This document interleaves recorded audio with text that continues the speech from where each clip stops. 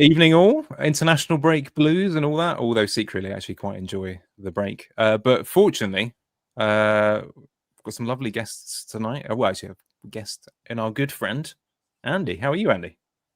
I'm good, mate. Thank you for having me on again. It's lovely to join you, even if it is during the international break. It's great to be back. This is the time we can just drop our shoulders, talk proper, really get down to it and that sort of thing. So there we are. And also the audience is only here because there's a brief gap in the darts, apparently, according to one of our viewers, and Traitors isn't on tonight. So so sorry all. I know you were looking forward to that and we're your second choice. But what can you do? Danny, how are you? Yeah, good, thanks, mate. Nice to have Andy back. It was ages ago, wasn't it? He was on, which is weird because he was one of the first. I know, one of the first guests, which is weird, but yeah, great. Always great to have Andy on because I feel like it's going to be like it's always more efficient with Andy, because we need someone like Andy to lead. Yeah, do you know what? There's a little bit of me that's always worried about the prospect of inviting you, Andy, because like suddenly, then I'm definitely not the best presenter in the room. And suddenly it's like, oh, I'm just like a shit version of Andy, which is not accepting any of that. But that, maybe there's been a modicum of improvement since the last time you're on. But there you go. Actually, you reminded me. I am going to make one brief mention of Traitors in just a minute because it reminded me of something just before we went on. But I'm going to say hello to lots of people because other people have basically also got nothing to do on a Friday night. So it's nice to let them know that we think of them. Your good friend Hibbo. There he is. Three fine men. That's all of us. So that's very kind of you, Hibbo. It's very nice to have you in, a legend of the game. I haven't seen Heather for a little while, so nice to see you there. Andy's brought her back in. There we are. We know what you're here for, Andy. It's not us. It's fair enough. And I won't read them all out, but lots of people in here. Fantasy Football Scout, the entirety of the whole website and the whole crew and the whole team, they're all here, waiting on us, of course, that sort of thing as well. A couple of other people who are in for the darts. Lots of good questions in as well, and Rhinos, I can see you've helped us out with some Leeds knowledge before, so thank you for joining us here as well. It's going to be quite loose this evening. I should just warn all of you. We're building around a few questions, a few things, and if you have any, please do send them in. I've been very lazy on slides and all that kind of stuff. So there we go. What was I going to talk about? Just very quickly before we kind of kick off proper. Now, the reason I mentioned Traitors, by the way, and I was just talking to Andy about it before we went on. You all probably think, oh, Richie's a nice guy, kind of blameless, would never hurt anyone, very, very pleasant and wouldn't hurt a fly, that sort of thing. Now, Andy and I were I think it was about this time last year, wasn't it, Andy? No, it wasn't. No, it was probably about early 2025. Now, Greyhead, our good friend in the community, set up a kind of FPL Traitors game, and I suddenly decided to actually say something in the game, and Andy came for me. He took me down. Danny didn't even know this. Ruthless. Do you remember there was this is very particular piece of knowledge, and about 90% of the chat are not going to know what I'm talking about. Do you remember? I think it was around about 1990 or something, where there was a cabinet minister in Thatcher's government who sort of was really politely, softly spoken, and then attacked Thatcher in Parliament. It was a bit like that. So there was a phrase "savaged by a sheep." And that's how it felt. It was. Can I just defend myself a little bit here? Because we were in the final five, maybe the final six. About that, wasn't it? Last half a dozen. And Richie hadn't said pretty much anything the entire game. And this was after about a week and a half. And I was thinking, is he just playing the perfect game here? Mr. Oh, I'm busy every day. And he just slides into the final. And then with like 2 days left, he started chirping up going, I think he's a traitor. And I was like, whoa, this is completely out of character. This is not right. And I think you even slid by DM saying, please don't do this. And then that was like, private information, Annie. Yeah, exactly. And I was like, and then we all voted for you. And then, of course, you weren't a traitor. And it was like, oh, no. Do you know what? In those situations, though, is kind of a bit of a relief, isn't it? Because you have to put loads of effort in for a brief amount of time. You're like, go on then. I've never, even though it was only on Twitter, it consumed me for like 2 weeks. it was mad how intense it was when you got Yeah. attacked. And this is just like, you're not even seeing those people and seeing them face to face and stuff. It was a hell of a game, but I would never do it again. Yeah, there were some sneaky scoundrels in that. And actually, I think the first guy who was murdered in it, and Danny, that you'll know about it, but our good friend Pep Talk, he was taken out straight away. Yeah. It was hideous. And you get a few strays at the start, don't you? Always get some just like completely innocent strays for no reason go out early on in these things. Oh, God. Anyway, Brilliant. so Andy and I made up. Everything's fine now. No beef. I won't hold it against you, Andy. Did we? That's not why you're here, to pay your penance. But yeah, before we kind of kick off, I mean, how do you, during the kind of international break, Andy, what kind of an FPL manager are you? Do you kind of go into hiding? Do you go into a cave? Do you sort of read scripture and become sort of monk-like, or do you miss it? How's the... I never used to be. I used to, when it was international break, I used to love doing a bit of research, finding out stuff, trying to talk about it as much as possible. Now I just love the break. I love just switching off from it for a little bit, to be perfectly honest. Kind of, I have to keep a little bit up with it because I still do Scoutcast. So even during the international break, so we streamed on Tuesday and just tried to do a bit of a different spin about looking forward and things like that. But I just like switching off. I think FPL is such a long, intense game. When you look at other fantasy games, like I do NFL fantasy, and it's, 16 weeks, whereas this is 38 weeks. It's good to have those breaks, I think. So yeah, I quite enjoy just the fact that switch off and then be excited again when it starts again, if that makes sense. Yeah. No, actually, Danny, you've often said this, isn't it? That you often take a pause and you're like, it's just worth remembering the season is really, really long. It's funny because I was actually just thinking as Andy was speaking that like this is taking our level of sadness and patheticness to a whole new level. But it is kind of like, for me, it's almost like actual football, where if you don't think about it for 2 weeks, you're not very match fit. You are a little bit out of it. Like you know what I mean? Like there is something about that where, and to be fully on it, I need to be thinking a lot about football and FPL and decisions and watching the games and stuff. But yeah, a rest is nice. But obviously with me, it's usually just dictated by like my team and the state of my team, and like, I mean, this is contrasted with the last international break. Obviously, I was on wildcard because it was game week 4, wasn't it? Because I remember it was 2 weeks of really intense. For whatever reason, it took me 2 weeks to resolve those decisions. It wasn't easy for me. And kind of in game week 4, it was so much about trying to make predictions about how it would look in a few weeks, and it just for me required like so much intense thinking, and it was probably the most intense international break I've ever had, because it was like right down to like the Friday night, and I was like, I've just been thinking about FPL non-stop for 2 weeks, trying to like put this team together. Whereas this is a more normal break where, thankfully, I don't think I have much to like worry about, or with my team in terms of decisions to resolve. So yeah, I've just sort of naturally switched off of it. So, but this is why it's good as well to do this, keep you a little bit sharp, isn't it? Like I've had to think about a bit about the football again and think about, and like because I switched off, I've only just finished match of the day today. So some of my sort of, and that's quite important to me, to like my takes of players and what I think about players. So I've got some fresh thoughts about some players, which is nice, just because I've just finished match of the day. So, yeah. Nice. It just reminded me as well that like this kind of process of needing to warm up into it, that's even true, isn't it, during kind of our pods? If anyone's watching and wondering why I talk bollocks for about 10 minutes with the guest at the start, that's because it allows Danny's brain to kind of warm up into a true sense of flow state, so that he can give the top quality of analysis.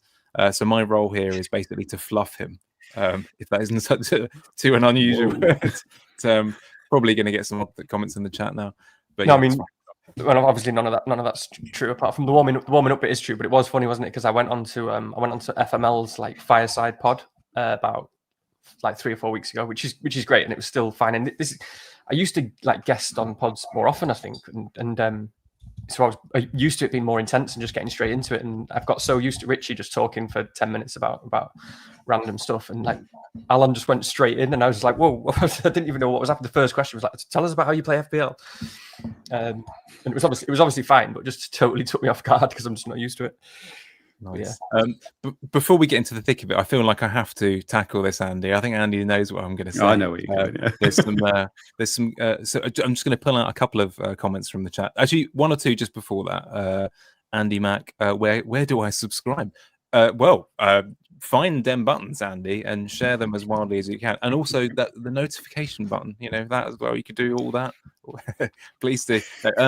And Heather, quite very wise woman, hit the like button, everyone. I like that. That's good. No, but Baker is in this evening, and he was just wondering why Andy stopped chatting to him about Pokemon 10 minutes ago. Now he knows why. Now, Andy, you're going to have to explain this. You are you're the expert in this particular field, and you've had this goes to show what happens. You needed a new obsession during the international break.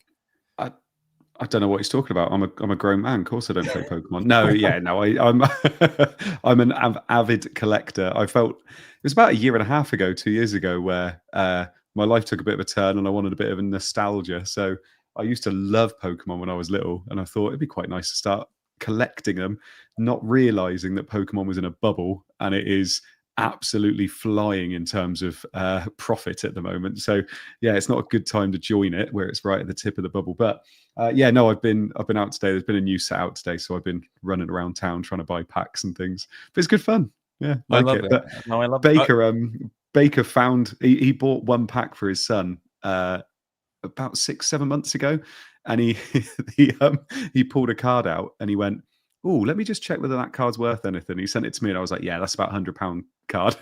And he went, "I knew it." So he sent it to me, bless him, and I sent him loads of cards that were just gumph, like bulk, for his boy, because that's all his boy wanted, basically. So yeah, bless him. I love Baker. He's a absolute gent. He is. I didn't realize he was another.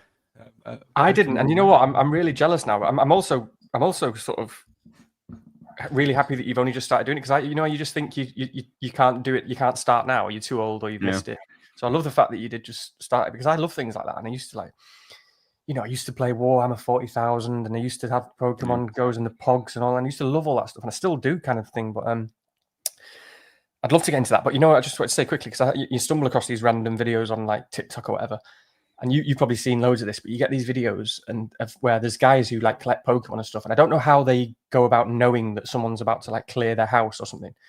But you get loads of these videos where someone's just doing a boot sale of their whole house, and it's some massive gaff that people have lived in for 50 years, and they don't think these things are valuable, and they just sell these giant books full of Pokemon cards. And this guy just like bought all the books without checking them, because that's like part of the deal. You don't look, you just buy. Yeah. You bought like 10 of these books like that thick for like 50 quid, and then the whole video is him sitting in his car afterwards just going through them. And I think he just we went through them all. It was only when he got through to the very last like page of like the last book, and one of them was worth like 50 grand or something, and it was just like, wow. What a thing. Anyway, I feel we've already divided the audience here. You can tell it's the IB. I'll skip all this on the timestamps, right? Yeah, let's get to FPL. Bring back Pogs. And Hippo Warhammer. There we are. So plenty of things to talk about this evening. Might get about 10 minutes of football chat in, something like that. I didn't even have a chance to reference your extremely high level of film knowledge, Andy, which we talked about briefly this week with your you understanding my Tarkovsky Stalker reference, which is very niche, and about one person in the chat will know what I'm talking about. But well done. I was even surprised, because I know that you obviously on Black Box, and exactly. One of your co-hosts is not famous for film knowledge. I was about to say one of them's got to make up for it on Black Box. I mean, Jesus. Yeah. But he is famous. He is famous for being a stalker, so it all evens out. Legally, that's not true. Legally, I feel like we should probably get on with it. They're dangerously close to getting in trouble here, but love to all of those people mentioned.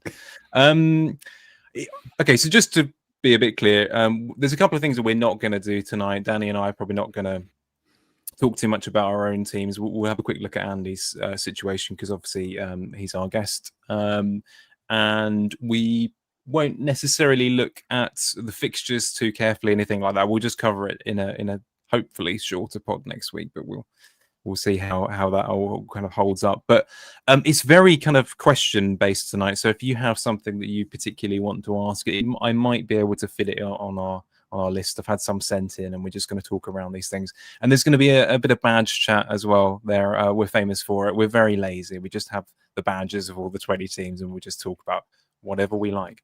And that is kind of way. So I'm not even going to mention the mini league, although it's on the screen there in the corner, because I didn't do the slide properly.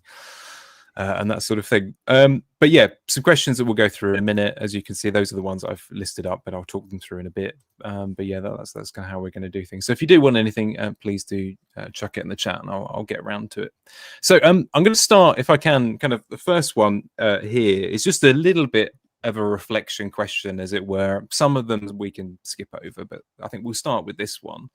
And I'll come to you first in a second, Andy, with the top one. And it's just about, compared to your expectations going into the season, what for you has shifted? So kind of a chance to look back. We're sort of 7 game weeks in, isn't it? What has shifted for you?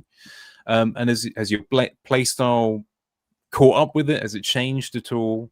And we'll come on to our thoughts on the best teams and picks and how that's changed. So does anything stand out as being something that's changed for you, sort of in your thought process going into this stage of the season? I mean, it's kind of linked with the second question you got on the screen there, but I guess the biggest change that happened this year was DEF CON. And I think DEF CON has changed an awful lot of people's way of playing in terms of how they pick players, what players they want to pick, especially for defenders. And I think it hasn't necessarily killed fullbacks, but at the moment in the season, the fullbacks haven't done so well, and the players that get DEF CONs have done well and have been getting attacking returns as well. So obviously they've been very, very high up in the tables in terms of returns.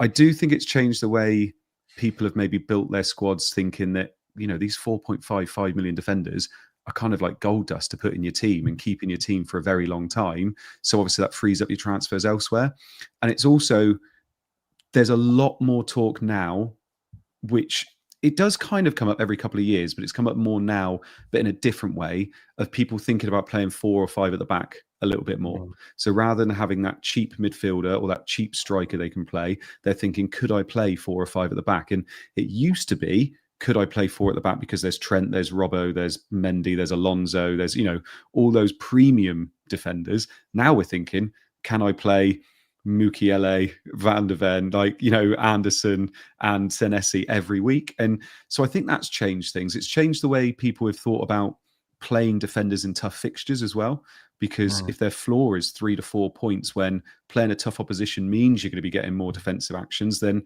that's kind of changed things as well. So I think that has changed things a bit.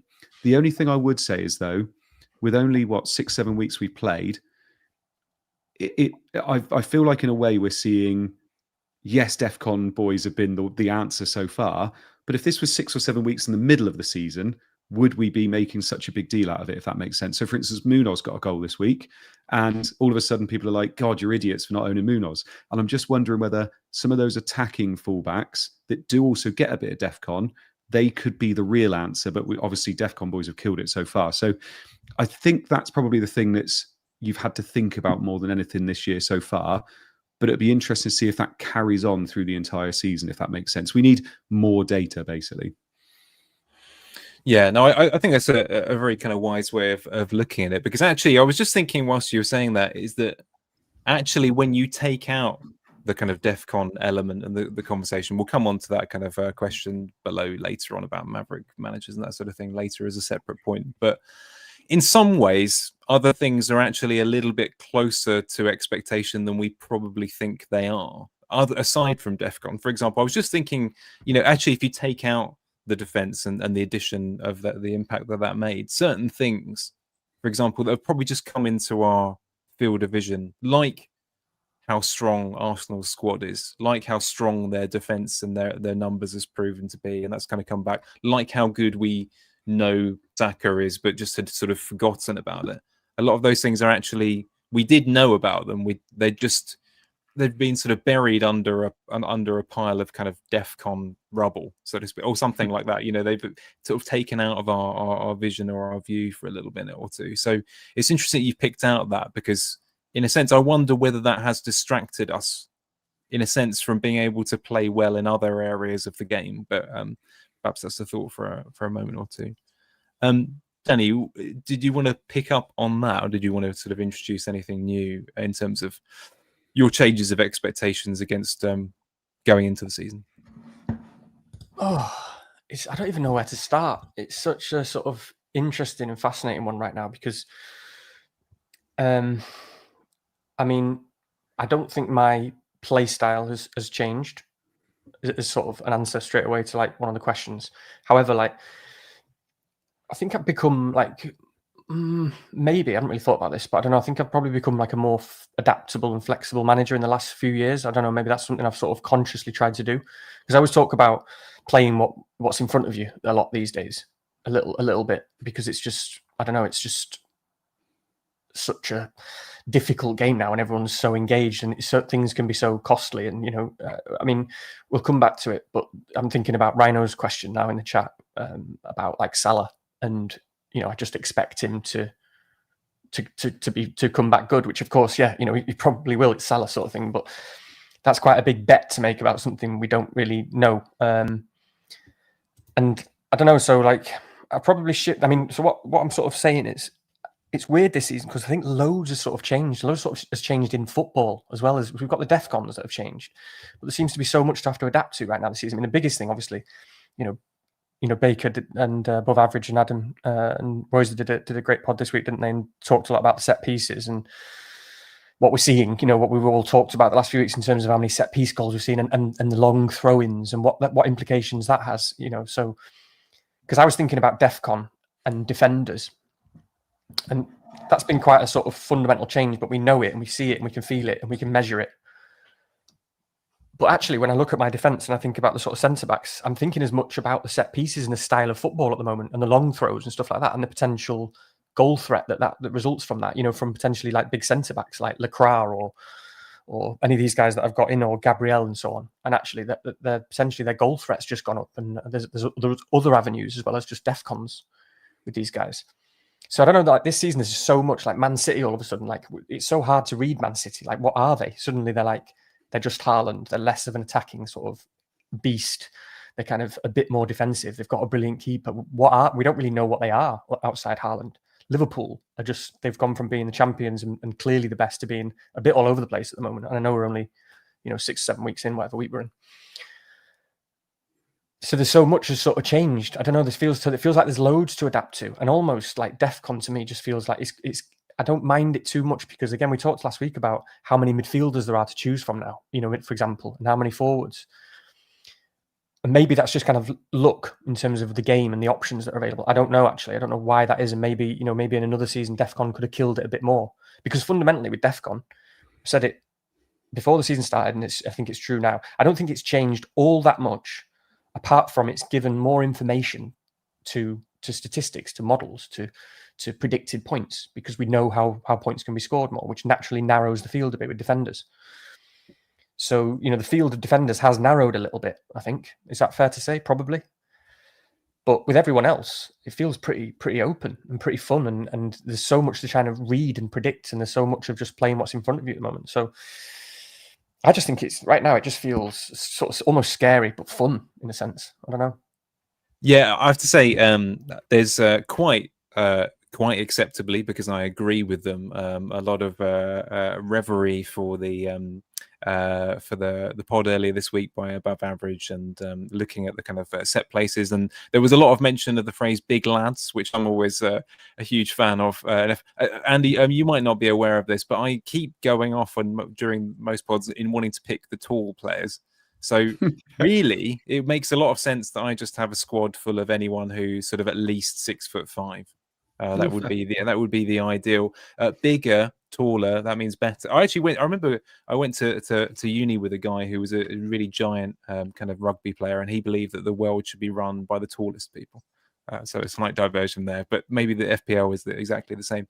But I think Danny's right. There are some really interesting trends, not necessarily that are specific to FPL, but they are football related. I know that a lot of people have been sort of joking that kind of Arsenal might win the title kind of playing like Stoke under Tony Pulis and that sort of thing.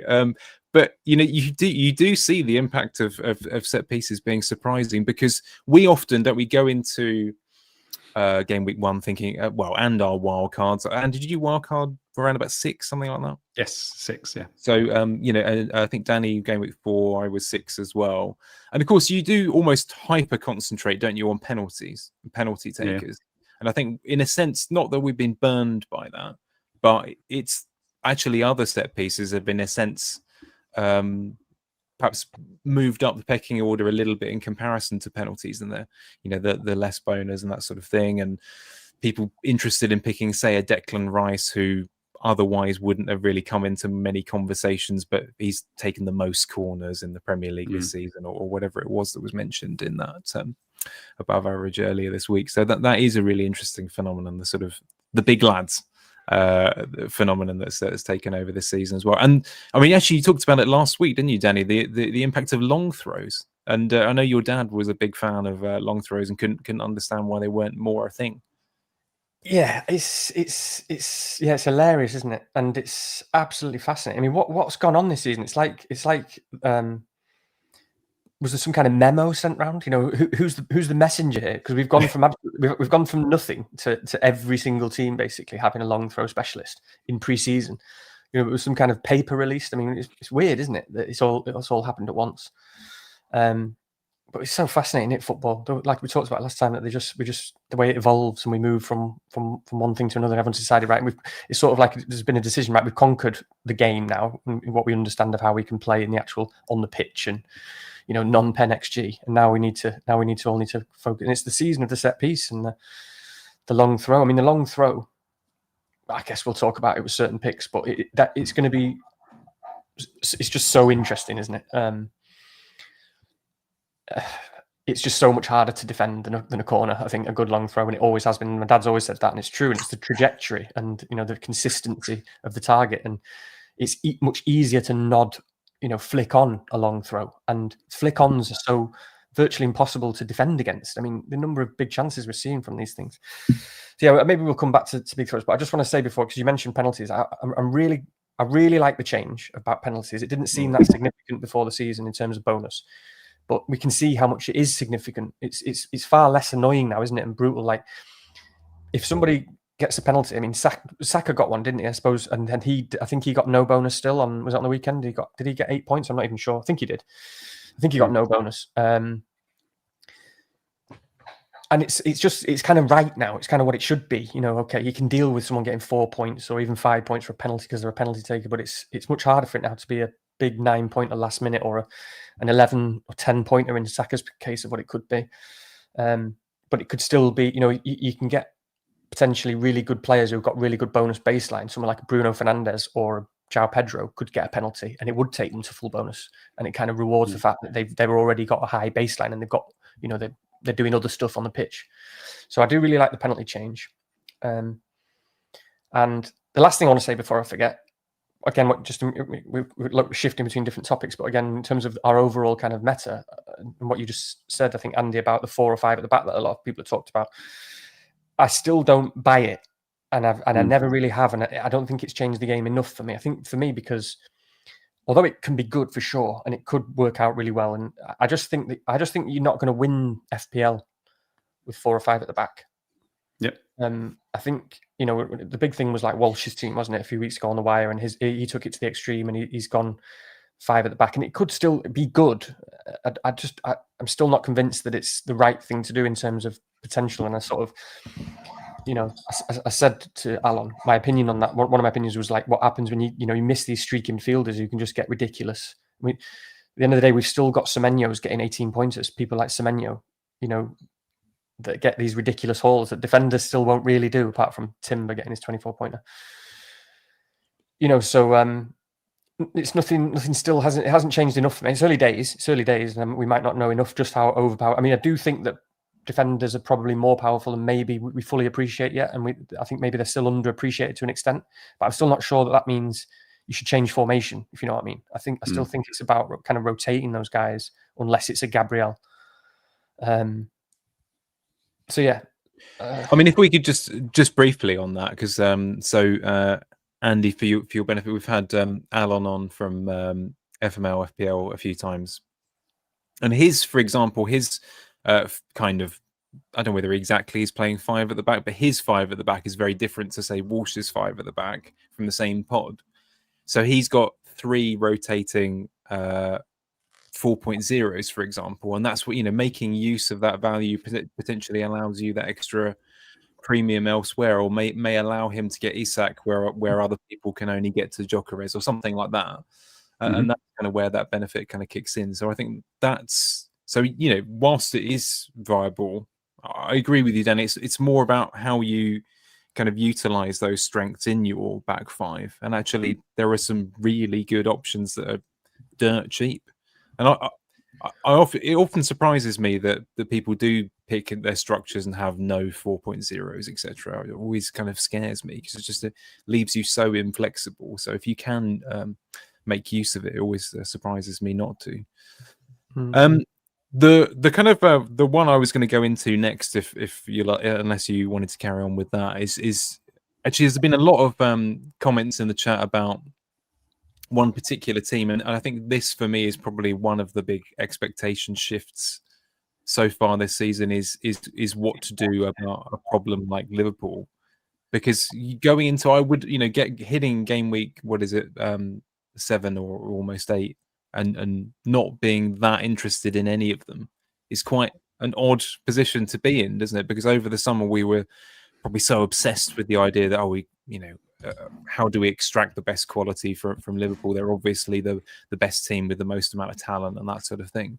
So there's a lot of mentions in the chat that people feel like their biggest shift is they weren't expecting to not be interested in Salah. So I don't know, and Liverpool kind of more broadly. So if I can start with you, Andy, on that. I mean, what's your kind of current feeling with regards to Liverpool? Do you own any at the moment? Are you looking to get them back in? Are you kind of surprised about how it's gone so far for them in comparison to perhaps your other good picks?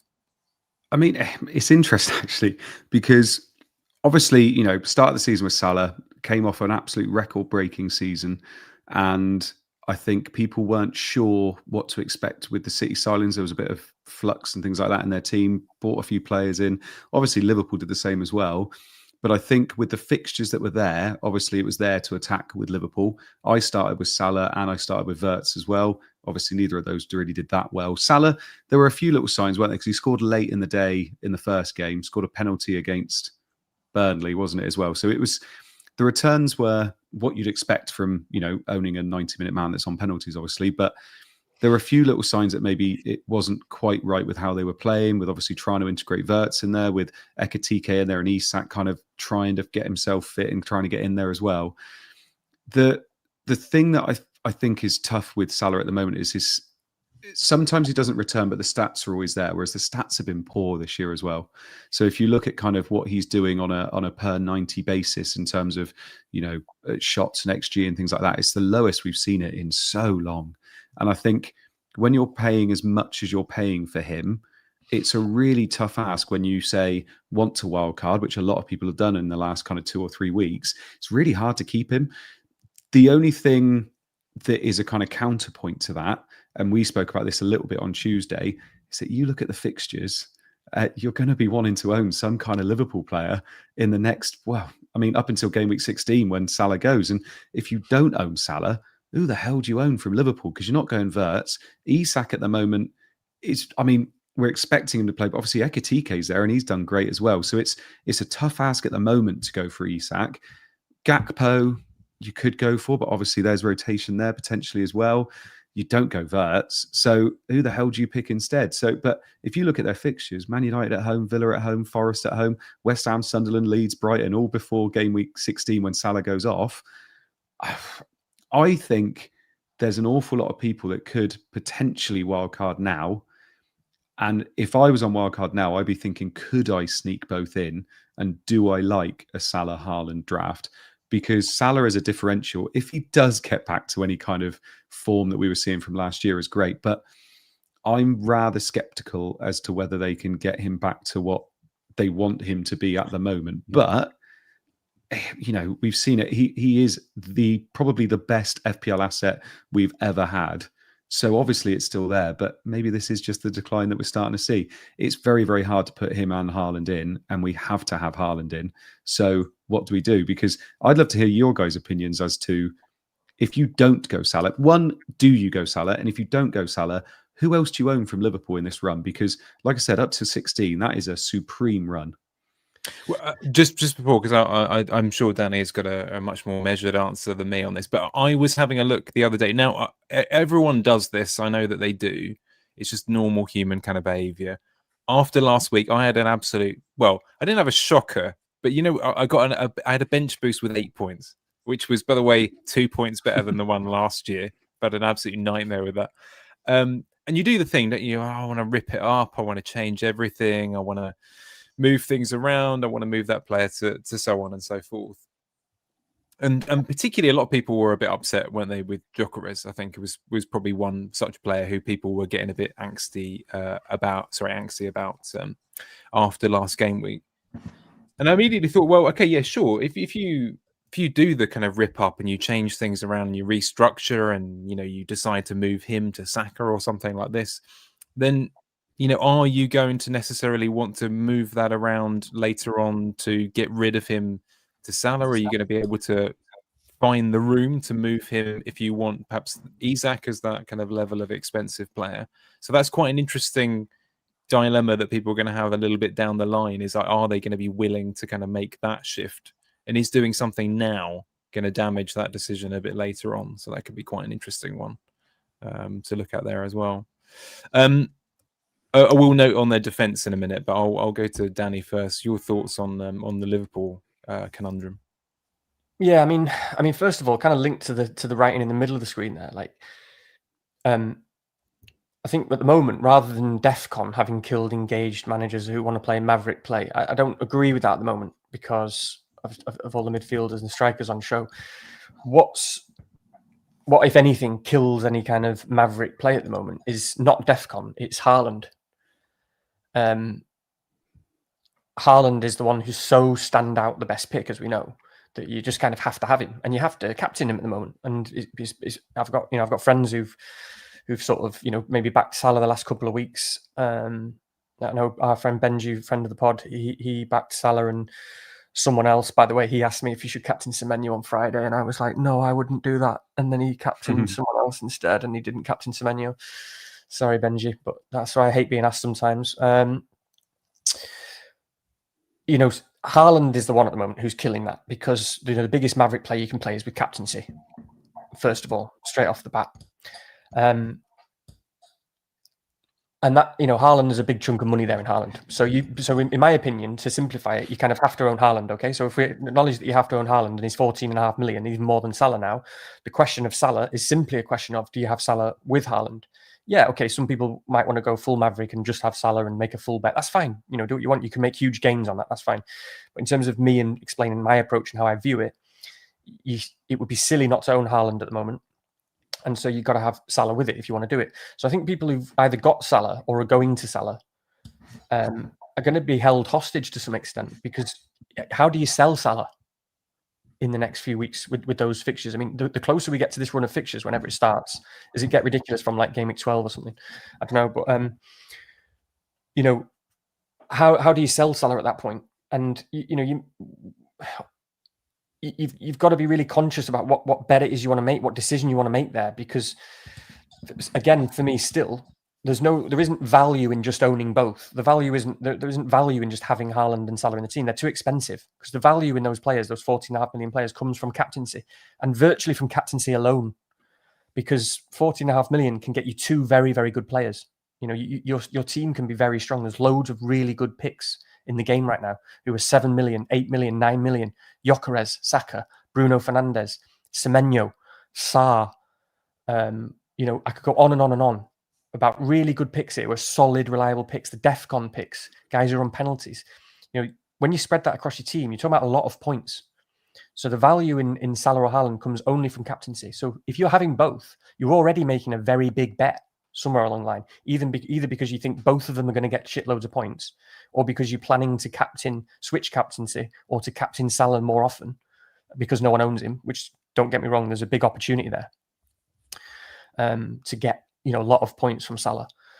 But you just got to be very conscious about that kind of bet that you're making and what you're basing it on. You know, Reijnders was asking before about Salah, and I totally get his point, and I do agree with him when he says like, "Oh, everyone's writing off Salah. That's fine. That's happened loads of times. I've heard that sort of stuff before." And he comes back, and I won't be surprised if Salah comes back. I kind of expect him to, but I'm not making that bet at the moment because we're not seeing it at the moment. There's got to be a little bit of like, what are you basing it on?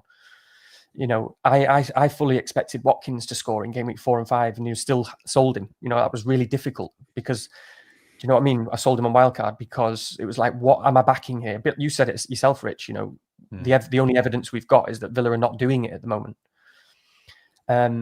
And so the only evidence we've got at the moment with Liverpool, the only evidence we've got is Salah isn't really doing it. The numbers aren't really there. They are a bit of a mess up front. You know, loads of stuff has changed. And to your point as well, Andy, about which Liverpool player, like, again, I tried to simplify it.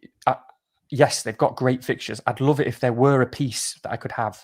But for me, there isn't a piece that I can have at the moment outside Van Dijk or whatever, if you're talking about attack, because I just look at those players compared to other players on other teams who say have got 90 minutes.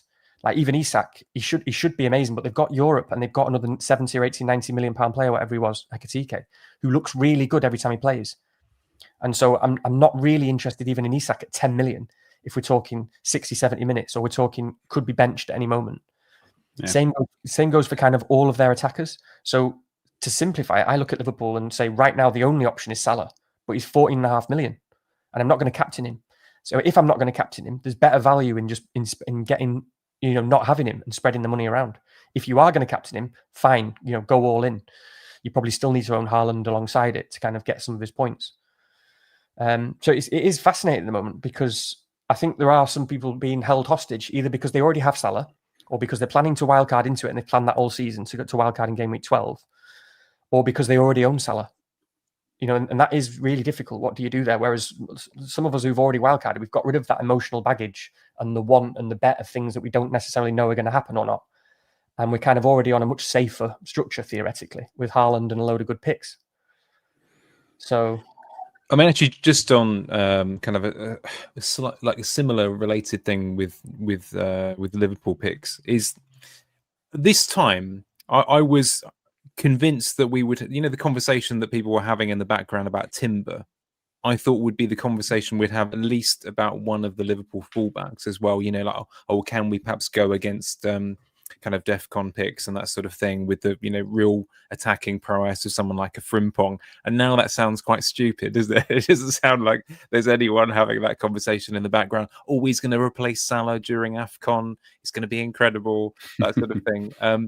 I don't think I've heard anyone say that anytime soon. So that's one of the real disappointments as well. I was expecting one of those fullbacks to really kind of make us question, you know, whether we wanted big at the back and that sort of thing. So that's kind of ebbed away a little bit as well. It still could, by the way. It easily could change very quickly. You know, Munoz is still there. Munoz is still probably the best attacking fullback we've got in the league, and you know he scored a goal this week. Always shaking his head. Oh, apart from Dorgu, obviously. You know, just you're going to say it anyway. You're going to say it yourself anyway. But he is the best. He is the best attacking fullback. But I think right now we've got a better attacking fullback. You know, you talk about maverick play. Yeah. There's a better attacking fullback out there that not many people own, and not many people want to go there because they're worried about minutes. Is that one of the Arsenal fullbacks? Calafiori? No, Timber. Calafiori's had more shots than most fullbacks as well. Yeah, Calafiori as well. Yeah. I'm sorely tempted to come onto that topic because it's obviously staring out at the bottom of the screen as well. Let's do it. Yeah, okay, we can do, actually, to be fair. It's freewheeling, it's the international break. I mean, actually, I wanted to say, because Danny, you just mentioned earlier on that, you know, you were able to take your time, watch match of the day kind of bit later, you know, after the weekend and that sort of thing. I went into that game, specifically the Arsenal kind of West Ham one. Obviously, I you know, been more aware of it than normal because it involves West Ham and that sort of thing. And I went into it thinking, oh, okay, this is going to make me feel like I need to jerk. Oh God, yeah, exactly. What was it? Okay, we'll edit that out for audio. It's fine. You know, and the need to get Saka in and that sort of thing. But I watched that game and I made the mistake of thinking, oh, okay, well, clearly it's going to be Saka. And I just kept watching it. It was like my eyes immediately went to Timber every single time. It's like, oh my God, how the hell do I not have this? So when I saw everyone the following day on X or whatever it is saying, oh, how do I reroute things, get Saka into my team? I was thinking, can I justify a couple of transfers to force Timber into my team? So I've got, Andy, you've got four transfers at the moment. Danny, I think you've got 3. No, I've got 1. You got 1. Okay, 1. I've got 3. And it's genuinely like, can I justify like making a couple of just because I fear Timber every time I kind of watch it? But Andy's right, by the way, as well. I went down a rabbit hole here. I spent about, when I probably should have been working, I spent about an hour watching, those lovely, and I absolutely love clubs who do this, the extended highlights off their YouTube, the 10-minute ones, and not the 2 minutes with the little goals and a couple of flick-ons for a chance, a proper one with 10 minutes. And I kept watching it and thinking, there's like 8 picks from Arsenal that I could justifiably have here. There's a couple of people who are perfectly fine who you wouldn't even consider, like Saliba, for example. Like no one's going to pick him anytime soon, even though it's probably fine. Raya, personally, I feel quite regretful there, even though again it's perfectly fine. There's nothing wrong with that at all. Our good friend Ivan was on the other week, who dodged that, and he's looking pretty clever with that now. But there's so many there, aren't there? People again talking about, as you say, Calafiore, plenty of chances, Rice, and so on and so forth. There's just so many options there. So actually, perhaps we can attend to that. I do still have some thoughts about that question at the top, but how important is it to have the right 3 Arsenal picks? I know we've probably all got 3 here. Is that fair? Have we all got 3? I've got 3. Yeah, you got 3. Danny's got 3. Even though he'd wildcarded in 4, he knew that was coming. I don't know who wants to start with this one. Would you consider switching around, even though you've got the 4 moves, Danny's got the 1? I mean, perhaps you come at it from a different angle. I would say that's tough at the moment. I think if you pick your 3, you stick with your 3 for a little bit, because, for instance, the big thing that people are talking about, obviously, at the moment is the fact that Saka took the pen. I'm still not utterly convinced he is the prime penalty taker every time they get a penalty, which I feel like there's people out there, and I'm even in group chats where people are saying it, I need to downgrade Gyökeres, I need to make sure I get up to Saka because Saka's on penalties. And genuinely, in the next game, they could get a penalty and Gyökeres could take it. And all those people that made that switch will be looking at it going, oh my God. And I genuinely think that could happen, because Saka, what was it, his 200th game, 100th goal involvement or something like that? So there's every chance he took it because he wanted that goal involvement. There's every chance he also took it because he is the penalty taker. So there's obviously 2 ways of looking at it. I think if you've got 3 Arsenal and you went with double attack or you went with double defence, I think both are viable, to be perfectly honest. I think both are good moves. I think obviously one is more expensive than the other. So if you went with double attack, you kind of need that double attack to work because you've spent a lot of money on it if it's Gyökeres and Saka.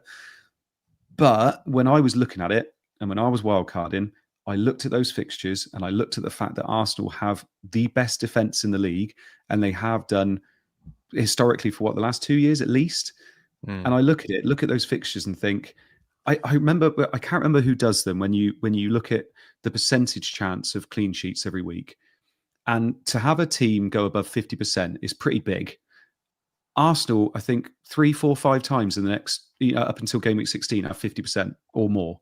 And I just look at it and think, it's just points. It's just points you're looking at. And these aren't players, Danny's already mentioned about Timber. I've said about Calafiore. Gabriel's obviously got attacking set piece threat as well. You've mentioned Saliba is probably, bless him, the worst one of the 4, but the best out of most other teams. But I just look at it and think you've got to have a piece of it, because they're going to be getting those clean sheets. They're going to be getting some at least. Gabriel as well, by the way, we didn't expect to be good at DEFCON, and he's absolutely killed it DEFCON per 90 so far. But I do get the argument for not going Raya. But I just think you've got a keeper there you don't need to move. You don't ever need to change him. You don't need to change him up until game week 16, and we get 5 free transfers then, don't we? So I still think double defence is fine, because I still can't pick between Saka and Gyökeres. And I don't think I have enough data or knowledge yet to know which one's on penalties for sure. And if they're sharing them, I think they're both fine. So I still think double defense is fine, but then we've still got players like Rice who gets returns every week. We've got, like you said, there's so many defenders to go for. So it is a bit mad at the moment, but it's lovely having a team like Arsenal who have got affordable assets and we want all their players, which is quite fun. So how cool is it? There's like 6 or 7 players and everybody's going to have a different combination of players. So I'm still happy with double defense. I think double defense over that run is going to get me quite a few points. But if you can pick the right one, and if Saka and Gyökeres both go off and you pick double attack, fair play. But if you can pick the right one, then, fair play to you. This is the thing, though, isn't it? Is that, I mean, from what I watched of Timber, it's like, is it defense? Because the way he was playing, it didn't look like. I mean, Calafiore was kind of the same. I'm just gonna because I'm gonna come to Danny in a second. I want to pick this out, Pep. I'm gonna use you as a guinea pig here on the screen. I have to downgrade Gyökeres because he's a donkey. Nothing to do with Saka. Now, it's an interesting. Okay, so a lot of people have done this. We talked about Gyökeres last week, and actually, I think we were both a bit more hopeful after the Newcastle game. He looked in a better nick. He was doing the flick-ons, getting into the right place, having a few shots. Even though it was a hard game, it looked pretty good. And like everyone else, I did the thing on Saturday or Sunday, or whenever it was, and I was thinking, oh God, if I could, I would much rather have Saka than Gyökeres and that sort of thing. But actually, I'll be honest with you, I went after going through all of these extended highlights and rewatching. I came out of it thinking, do you know what? I felt much better after just watching it more carefully. Maybe I'm absolutely wrong with this one. The only problem is I did all that, and then the same evening, Saka scored that incredible goal for England last night. It was like, oh God, this has sort of ruined that kind of vibe. But I don't know. I think watching that, the positions that he's taking up, the players around him getting a little bit better service, Eze looking in better nick, etc. There's such a justification for, like I said, 6 or 7 players. It is really hard to kind of force the move. And when I look at managers with 1 transfer and 4 transfers, there is genuinely a really understandable argument for using those transfers to move them around or not, and sitting on it and being very comfortable with what you have. It is a real kind of humdinger this international break, I think, with Arsenal. And also, if anyone's on wildcard, that is exactly the thing to get right straight away. Sort out the Arsenal thing and get the ones that you really want, and that's going to be the core of everything, I would say. But that's all you need to do, isn't it? Is just get it right. Just get it right. With the beer has kicked in. Danny's already upset with me probably. But yeah. I mean, that seems to be I've seen people pick this week, and almost everyone has got Timber in, whereas wildcarding in 6, I saw almost none of them. So that's quite an interesting point in itself. Danny, your thoughts on the Arsenal conundrum? Yeah. I mean, I've probably got slightly stronger views than you two, because I like to be in this area where I feel like there are knowns and I feel like there are reliable things. Maybe I spend more time there in my head because it's where I'm comfortable. It's where I want to be in FPL, is around what we know. And like Arsenal, in this all this stuff we talked about now that we're sort of struggling with this season, we're trying to get our heads around, and the style of play and the DEFCONs and the defenders and which teams are this and which teams are in Europe. All this stuff that we're trying to figure out which midfielders to pick.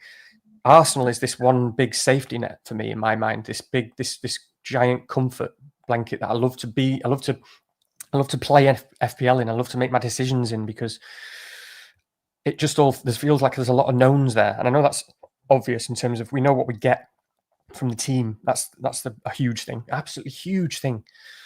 We know not only the style of play, but it's that mentality that I've talked about with Arteta. Every game, we know what mentality Arsenal are going to have every game. It doesn't matter who they're playing. It doesn't matter if they're playing Burnley. It doesn't matter if they're playing Leeds. It doesn't matter if they're playing Spurs in a derby or anyone. It's exactly the same approach to the game, the total dominance and kind of commitment and aggression, and everything is patterned, and you know what each player does. And I love that. And actually, I don't mind making kind of bets where subjectively I have my own opinion within that about who's the best and who's not. And actually, I probably have quite strong views. So when it comes to Saka and Gyökeres, I don't really. I just still think that they're both really good picks. That's how I view them. Again, the chat might not like that in terms of Gyökeres and what he's done. I think that they'll probably share penalties a little bit. I know Saka might take more. I know he might have to say, but yeah, penalties wise, I mean, Hibbo was in the chat before, and he was talking on Scoutcast, wasn't he? That he was saying the body language looked like sort of Gyökeres was sort of saying, "What you're doing? Why have you got the ball? It's mine."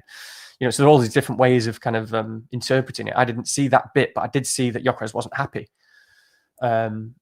Anyway, so the penalties is another thing. I just think that's a little bit shared. And we've seen before, Saka likes to always take them at home for some reason, and he gives them away more away, which is a bit weird. But so I just see them as both really good. And actually, I quite like Gyökeres. So we talk about people who wildcarding now and teams now, and lots of people moving away from Gyökeres. So that's quite nice for me, because I don't believe there's a real difference between Saka and Gyökeres when you take into account the extra money as well. But I do feel probably more strongly about the defence, and I would possibly go as far as to say that the Timber is the best pick in the Arsenal team. Full stop.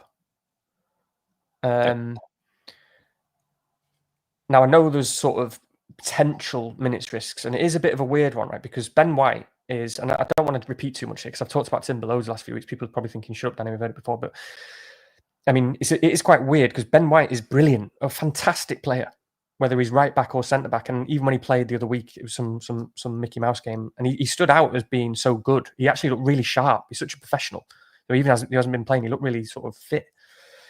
But Timber is just so important to Arsenal. I don't really see him dropping, Timber. And he might miss one game. He might.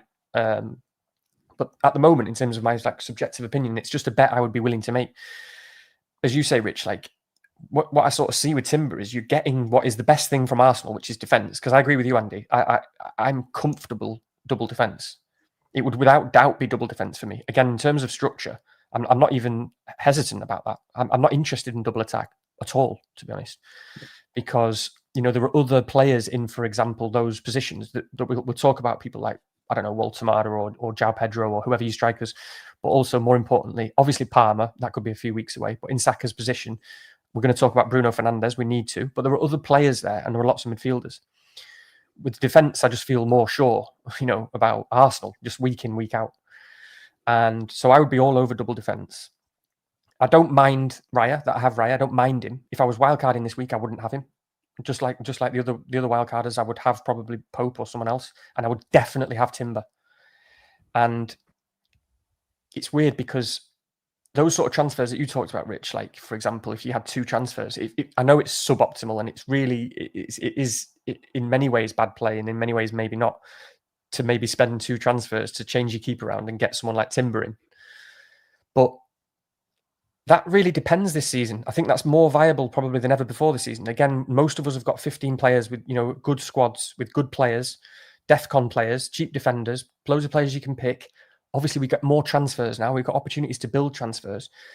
And there isn't going to be much that dictates the differences, again, between top managers, so many engaged managers. If you do believe in Timber, you don't really want to sit there with Raya every week, 6 points, maybe a 2, 6 points, maybe 2. I know he's fine, he's good. Don't get me wrong, he's good. But if you think that that's kind of marginal gains, and you think you're going to make up points across the whole season, because if you're bringing in, say, like a Pope and a Timber, that's probably 15 weeks worth, 20 weeks worth of players you're talking about. You're not going to, they're going to be there for a while. It's quite a big bet to make. It's one that's potentially got a lot of upside in points, and I quite like it.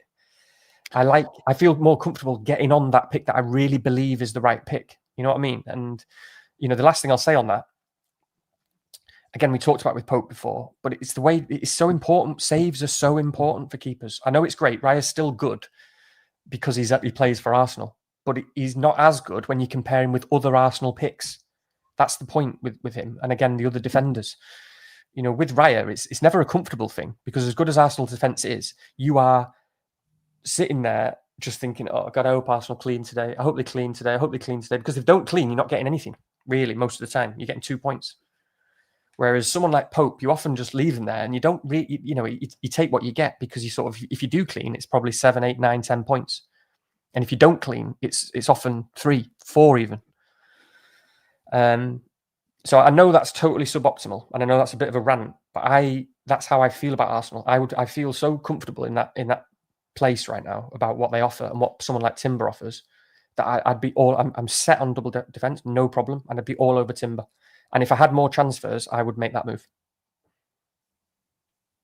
Excellent. You're telling me what I want to hear, Danny, which is always a dangerous thing at this point in time. Actually, I'm going to do the sort of kitsch, kind of louche, really nasty thing and ask you for your top threes in a minute, because why not? You know, it's good to be slutty during an IB podcast in just a minute. But did you want to come back? I've said some bad things this evening already. And did you have anything more to add on Arsenal before that? No, not massively. I know a lot of people are asking about Eze, asking about Rice. I just think, yeah, please do. Yeah, Eze and Rice, I think are good options. I think Rice has been. I mean, we thought with DEFCON he might be a bit better. His DEFCON numbers aren't actually that great, but he has hit it twice, I think, and he's obviously got a few goals. He's taken 18 corners in the last 4 games or something silly like that. So he does take an awful lot of corners, and we've been talking about set pieces already tonight. I just think if I were to pick Rice or Eze and look at them in my team every week and think that means I don't have a Saka, a Gabriel, a Gyökeres, a Timber, which we've mentioned a few times as well, I think you'd regret it after a few weeks. You might have the odd week where Eze gets, one of those assists from playing it long and things like that, but I don't think it's the way to go, to be perfectly honest. I guess Andy, we're going to use Andy Mack in the chat. You're going to be our sort of default for the top 3, because obviously a lot of people are on wildcard this week. I think it's hard to argue with you there, Andy. Gabriel, Timber, and Saka as the kind of 3 picks if you were going in this week. Would anyone go against that? I would be very close, just because I don't mind saying Gabriel, Timber, and Gyökeres, to be honest. But it's a lot of it is about kind of the opportunity cost or whatever. It's about the positions and the players, and what it depends on the structure of the team. That's all. I'm just saying that taking into account the fact that he's a forward, which gives you more midfielder spots. I think that's interesting, and sometimes it depends. I guess we'll talk about this, but I'm looking at teams and thinking about how much money. One of the benefits at the moment, at least, it might collapse, but one of the benefits of me wildcarding early was I've got my team value is pretty good. So Gyökeres to me doesn't really take away the opportunity of having a big midfielder. I can kind of have both.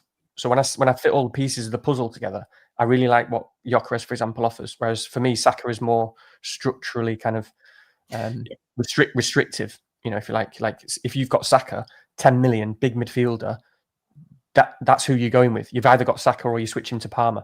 Whereas for me, Gyökeres allows a little bit more of an interesting team, and I still think he's a really good pick individually. Yeah, I mean, just on that, by the way, because I did sort of touch on it earlier on. I think, okay, so I know we're thinking, well, certainly we will be this time next week about game week 8. But it will come to a time in a few weeks where you're perhaps looking at potential fixture shifts and Liverpool and that sort of thing. And I look at my team there. I did a bit of forward planning and thinking, well, okay, Gyökeres is there, and that is quite an easy situation at some point. I think around about game week 11 or 12, where you might drop that right down to a dud striker if you've used a bench boost, and then boost up in midfield if you do want Salah. Or you've got that option. It's quite an easy switch up to Isak. And if you've got that double Arsenal defence in place, then you're always going to be pretty happy with that. So put it this way, after all this kind of round, I know I banged on about it, this round of watching Arsenal over and over again, whatever it was earlier this week, I went into it thinking, oh God, I'm going to desperately want Saka in my team. I came out of it thinking, double defence is absolute. There's no doubt about that in any way whatsoever. That's going to be the absolute minimum, if anything. And I'm relatively happy actually with that Gyökeres spot, because I think it gives some interesting decisions down the line that I think is a little bit more easy to switch in. So at the moment, if I was picking tomorrow and had another one of those beers, I'd probably be more likely to switch Raya into Timber, which I know no models or anyone sane would think that was a good idea, except for perhaps on this pod. But no temptation with triple defense. Few people. Well, actually, that's the thing. I mean, someone has said it, and I think it's a really good point. If anyone, a good friend, there's a few friends in the chat who are a bit more kind of maverick leaning, and someone has pointed out the possibility of something like a Timber, Gabriel Calafiore. I mean, okay, I probably wouldn't, but I you're going to have some insane weeks one way or another. Let's just say that much. It'll be a great roller, because those two are just, so all of them are such threats, aren't they? This is it. So what do we think? Someone's saying like, has DEFCON killed Maverick defenders? Even look at that for defenders. Yeah, There's actually quite a lot of really fun ways you can go. So what do you mean by it? If you're a Maverick, do it. That's pretty Maverick to me. And there's nothing wrong with it's not too bad. No, not at all. So what about you, I don't actually mind it, to be perfectly honest. I think that's the way I would go if I was going to do it. I wouldn't get Raya. I get Timber, Calafiori, and Gabriel. Gabriel has been good for DEFCON so far, but yeah, I think that's the way I go, and then get Pope in goal. It'd be quite fun every week, wouldn't it? Yeah. I mean, you wouldn't have to swap any of them apart from game week 12 where Pope has City. You would play that back four every game until game week 16 and be more than happy. Exactly. I mean, with that sort of thing, it's silly, but I struggle with that because I don't stomach just taking a really bad weekend. That's a weakness. But if you view the season as a full season and you're able to just go, yeah, well, sometimes I'm not going to get the clean, and sometimes I am, and it's going to be massive. That there's absolutely nothing really wrong with it, is it? Because if those guys all start as we expect them to, do we expect them to be towards the top 10 defenders in the game? Yes, in terms of total points scored. And do we want to be spending transfers on defenders anyway? No. So it's not like we're talking about a position where you'd be doing lots of rotation to hit the streaks of scoring like you do with midfielders. So the only problem is you'd have to be benching Maldini every week. With Senesi obviously can't play. So yeah, love it. Well, actually, do you know what? I'm not going to ramble on about this, but I was just thinking earlier about that question at the top of the screen. We are going to move on to the other screen in just a moment. But in terms of best teams and picks, I mean, I was thinking about this earlier on. The one I regret is I remember saying to Danny before the season started, I'm going to start with at least 2 Bournemouth, and then started with none. And to be fair, I was talking up Evan Nelson, so what do I know? But it really felt like they were onto a good thing. Obviously, really admire their manager and that sort of thing. So I'm upset that I didn't start with Senesi actually, because that would have been ahead of the line on that one as well. We've got more questions on the other side actually. A lot of people are on wildcard, and I know it's difficult because all of us have done this here. So we're in a different kind of trail of thought, but particularly and. Our good friend FPL Mikey is on wildcard, and he actually said that he demands his own slot on the timestamps later, Danny. So I'll let you decide on whether you want to give that to him, but he demands it for his wildcard nevertheless. So just a few decisions that he's trying to make here. Reijnders spot. Who are the best alternatives? How do we feel about it? Because a few people have started to go cold on him and whether there's a better kind of player in that category. What do we think? I mean, I still like him. I still like it with the fixtures coming up. Everton at home, Bournemouth at home. They got Leeds at home, Sunderland at home, all up till 16. And obviously at City, he's playing 90 minutes as well. That's the thing. You're trying to find a City player that can be attacking, that plays 90 minutes. He could have easily had a few more attacking returns. We wouldn't even be thinking about it. Like, he actually has at a few times, hasn't he, where he's either scuffed the shot or it's been straight at the keeper. So he is getting those things. I think he's at about 0.2, 0.22 for XGI per 90 so far this season, which is fine for the price he is and the fact we get a City spot out of him. A few people started to think, can we go Doku? Obviously, Doku was then benched this weekend. So I still think Reijnders is fine. I think the only players you would try and get in instead of Reijnders, and they would be that slightly more expensive, are those pen-taking midfielders in Njai and Paquetá. I think they're the only two that might start slipping into kind of teams as well because of the pens, obviously. But they're playing for teams that obviously aren't as attacking and are absolutely woeful, like West Ham. So I'm sorry. Throw your gloves down there. I won't be back again. So I still think Reijnders is fine. It was actually one of the picks that on my wild card I was more than happy to have, because I just think having a City player at that price playing 90 minutes is very, very rare to get. So I still think it's fine. I mean, just on that, I know that some people will be upset for saying this, but when we talk about numbers, you talked about 0.2 XGI, didn't you? I think it was the, or was it just XG? I can't remember. But XGI per 90. I'm pretty sure it is. I could be wrong though. I think when we go, so we all remember over the summer He had that game, didn't he, where he scored a brace and then almost scored a hat trick, and we got very, very excited. And then it reminded us, I remember Danny saying it just made us dig into him a bit deeper and actually look into his previous games and really investigate kind of what player he was and just go into it in a bit more depth. I was lucky enough to see him, I think, live a few years back when he was playing for AZ Alkmaar at West Ham in a Conference League game or Europa League game or whatever it was.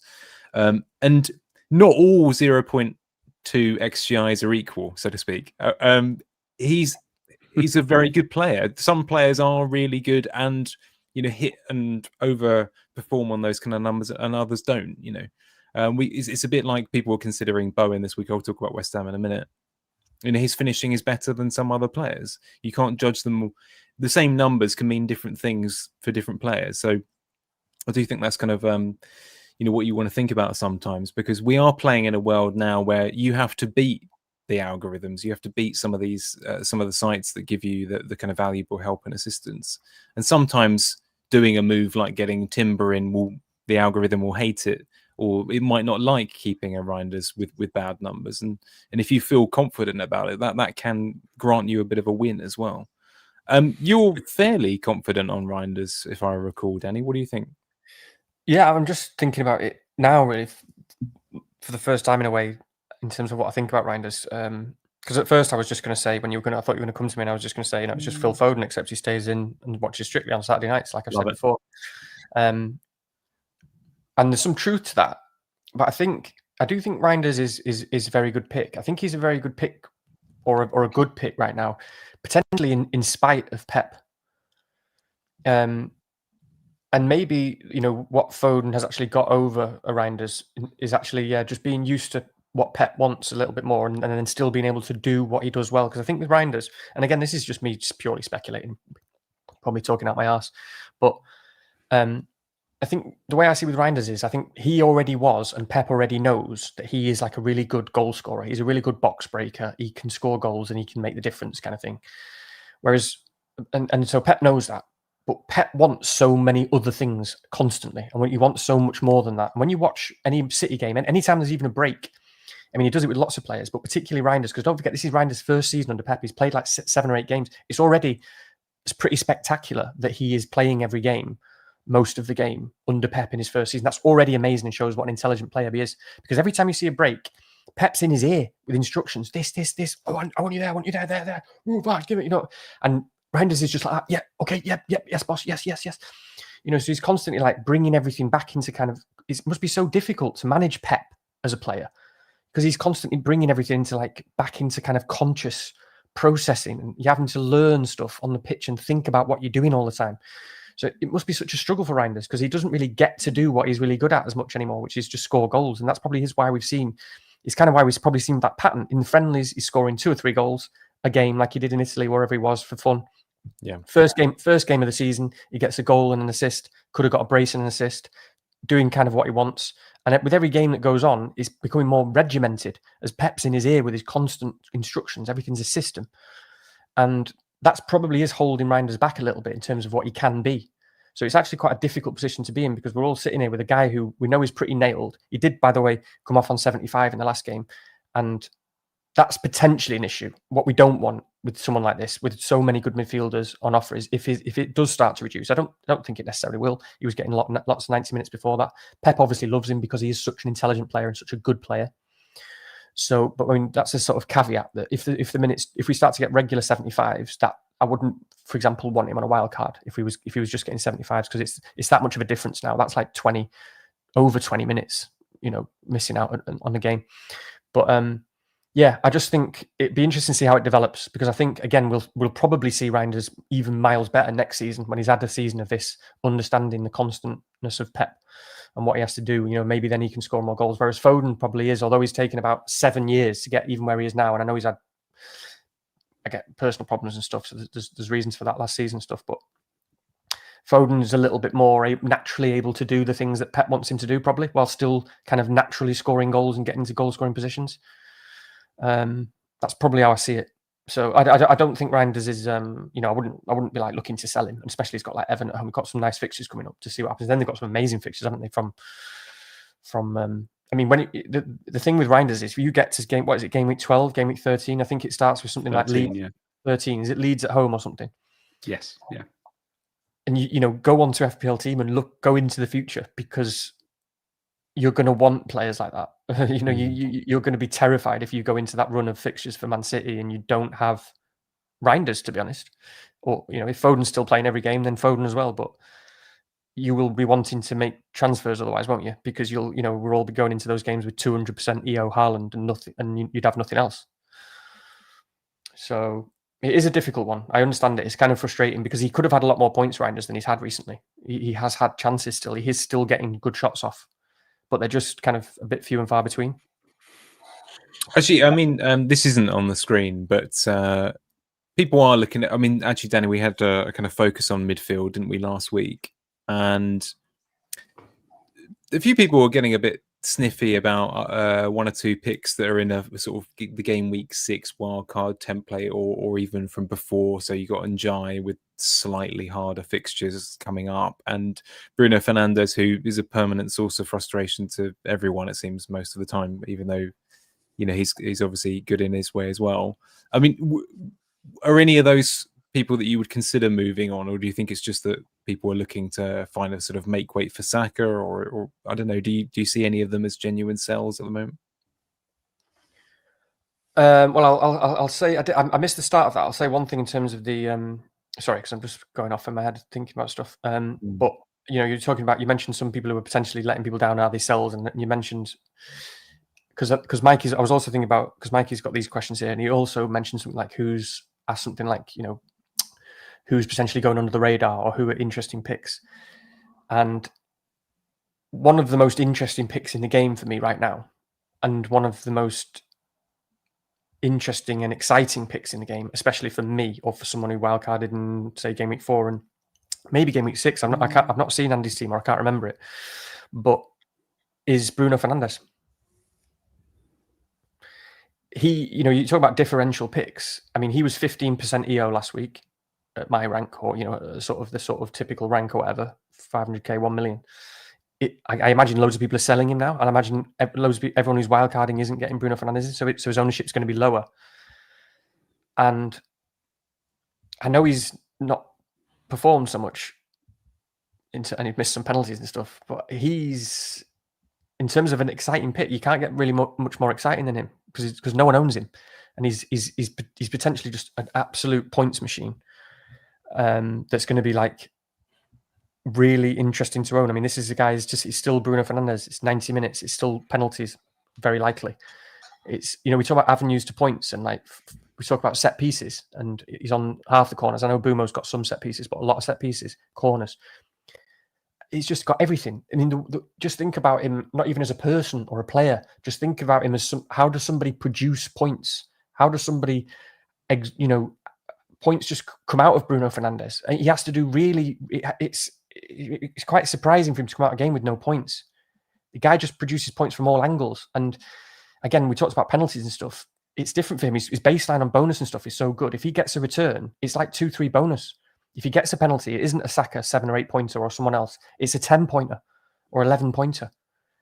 I think this is going to be really interesting in the next few weeks, watching the fact that virtually no one owns Bruno Fernandes. And we talked about before about structure and people like Saka. If you're in a structure with a load of cheap mids, Saka, and your defense, that's your structure, which I'm seeing all over the place right now. You're not going to get Bruno Fernandes, because you're not going to sell Saka. How are you going to get him? And people won't believe it. They won't want to go there. And this is really exciting to me.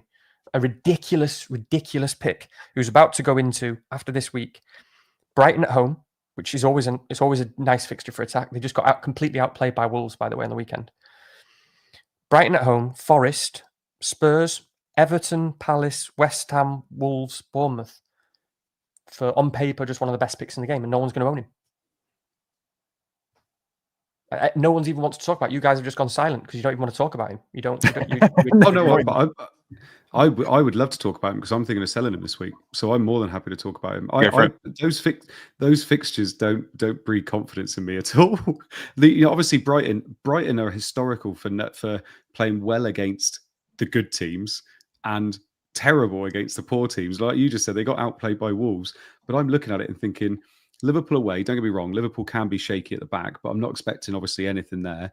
Brighton, that can easily be a Brighton win with the way we play. Forest, even though like Forest seem to be turning into whipping boys as well, but Forest away and then Spurs away. Everton at home that can defend. Crystal Palace away. I'm looking at all of those up until maybe 14 when it's West Ham and then Wolves.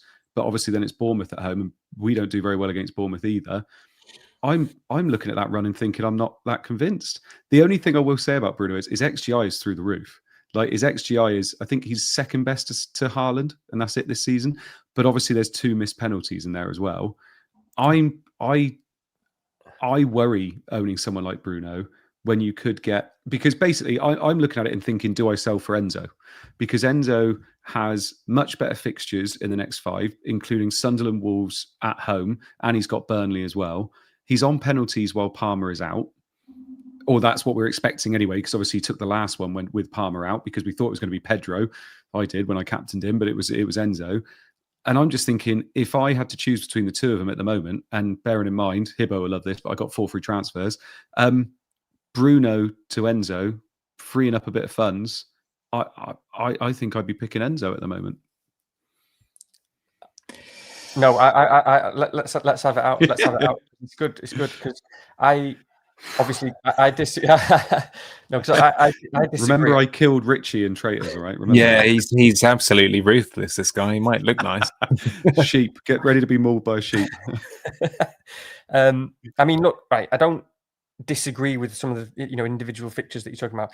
Sometimes I think we get too, we go too. Not. I don't want to say the word narrative, because I don't want it to be like, I don't mean it to be like an insulting way. I think sometimes we go too much into the detail or what we think might happen. I mean, for me, when I look at that run of fixtures, I mean, what is a really good run of fixtures? I mean, I'm not saying it's a great run of fixtures, but you cannot look at those fixtures, even though individually you can describe ways in which they could be difficult.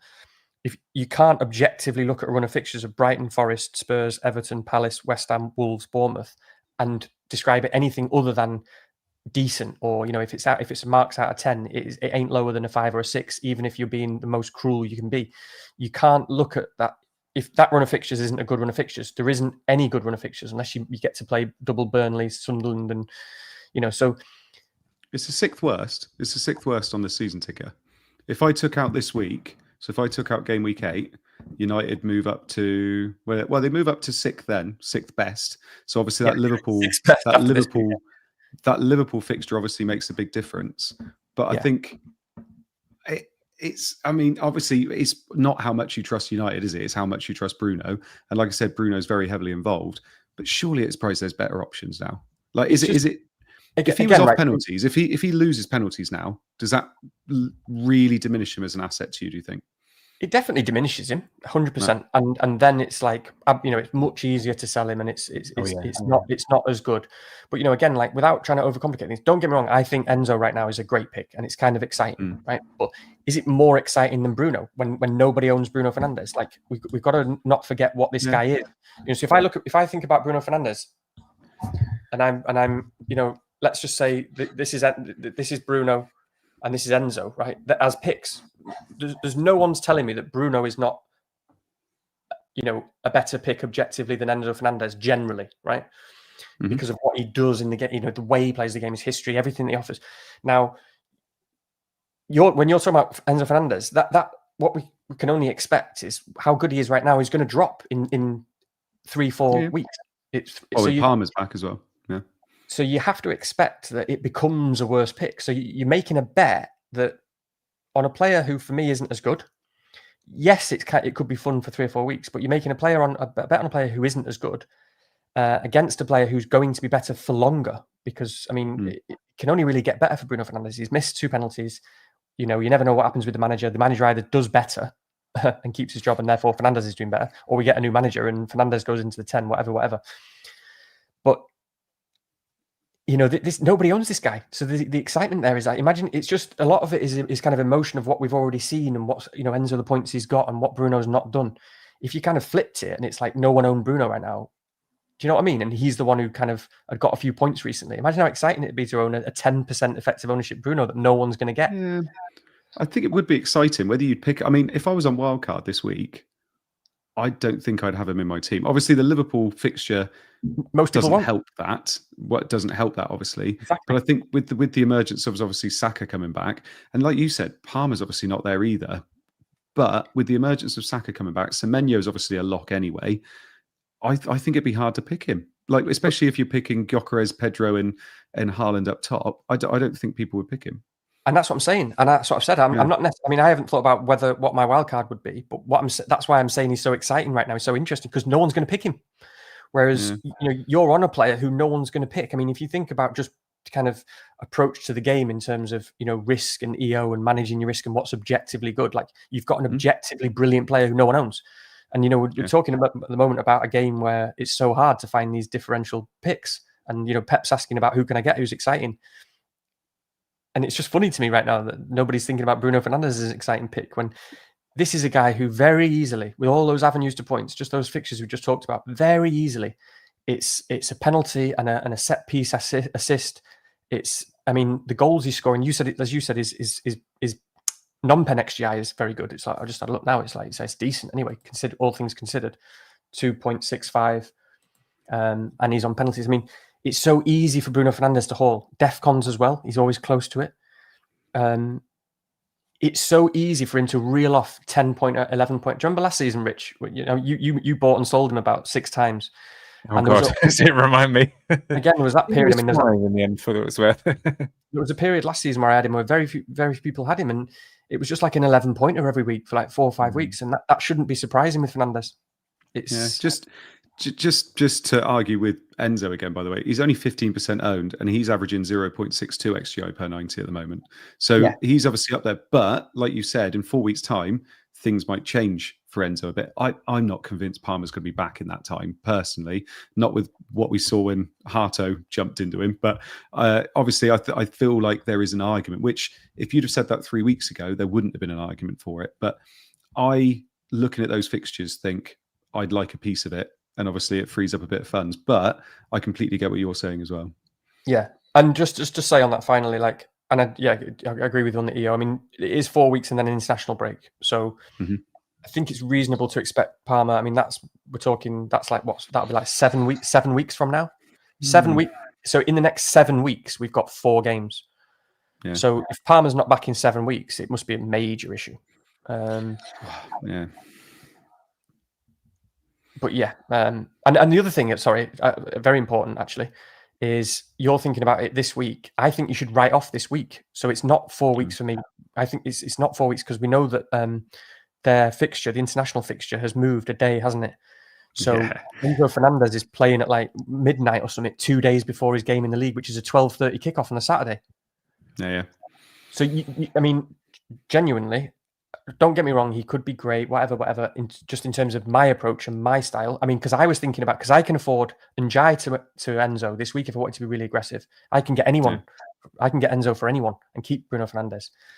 But now, objectively, I think it would be insane to spend a transfer on getting Enzo Fernandes in, because you get to either keep a whole transfer, which is worth 4 points, and you've still got good players, or bring in a guy who's getting off a plane and then playing like 30 hours later for a team that can't score.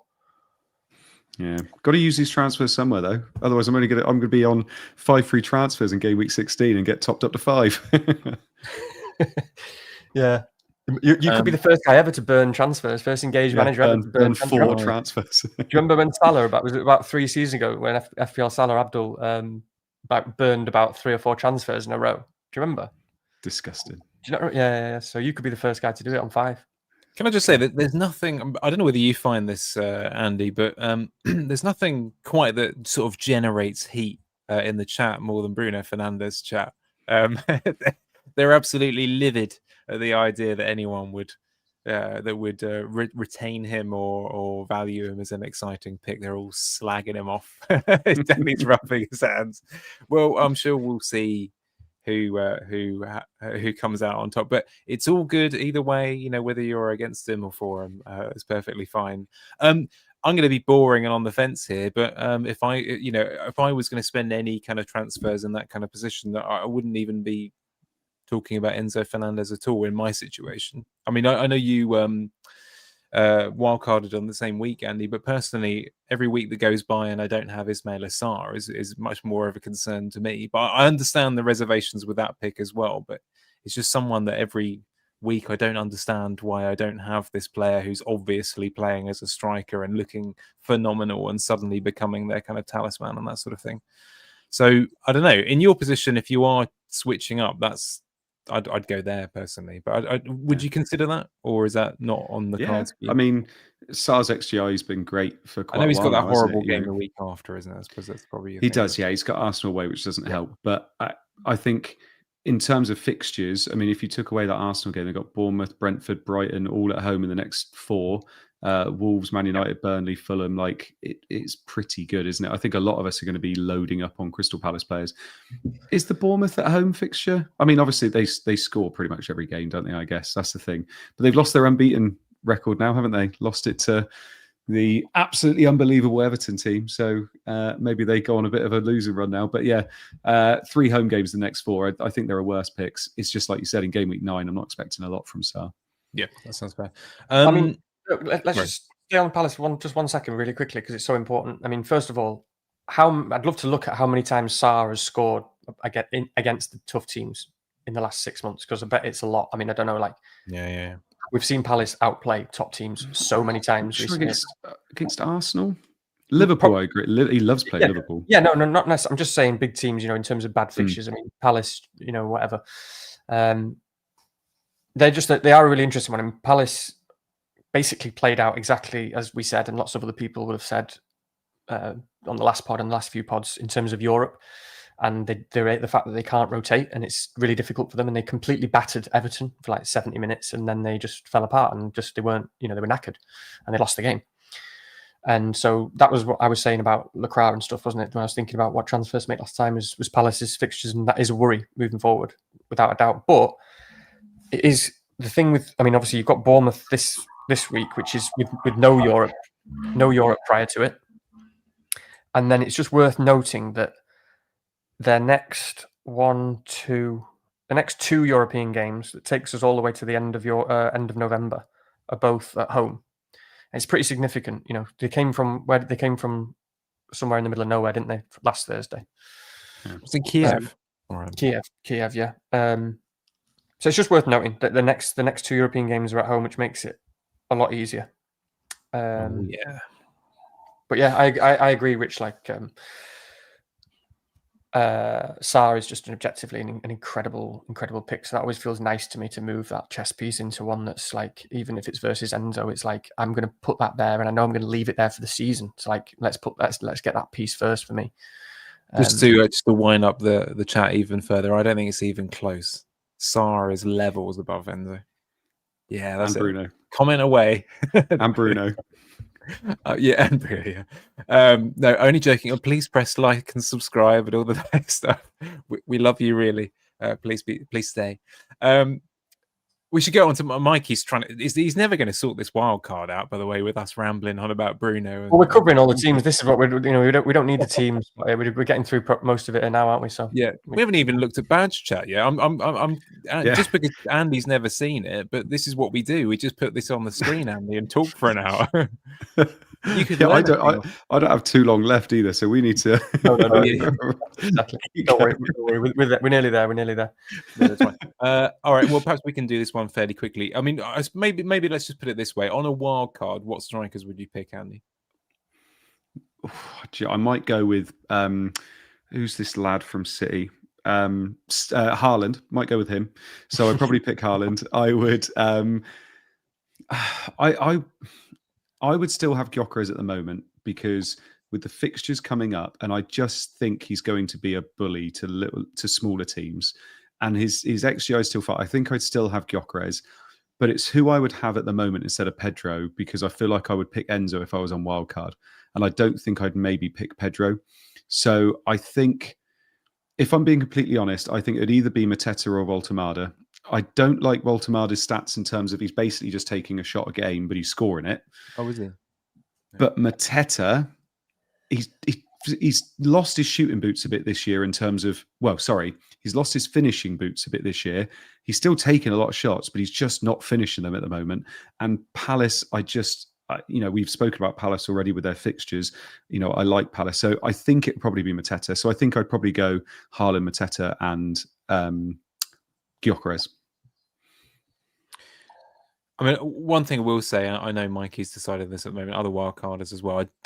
Certainly, if you've done bench boost, I'd be ripping that third spot right down to nothing or DCL or whatever it would be. I'd definitely get. I mean, that's just me, but I would definitely get the money out of there personally. Danny?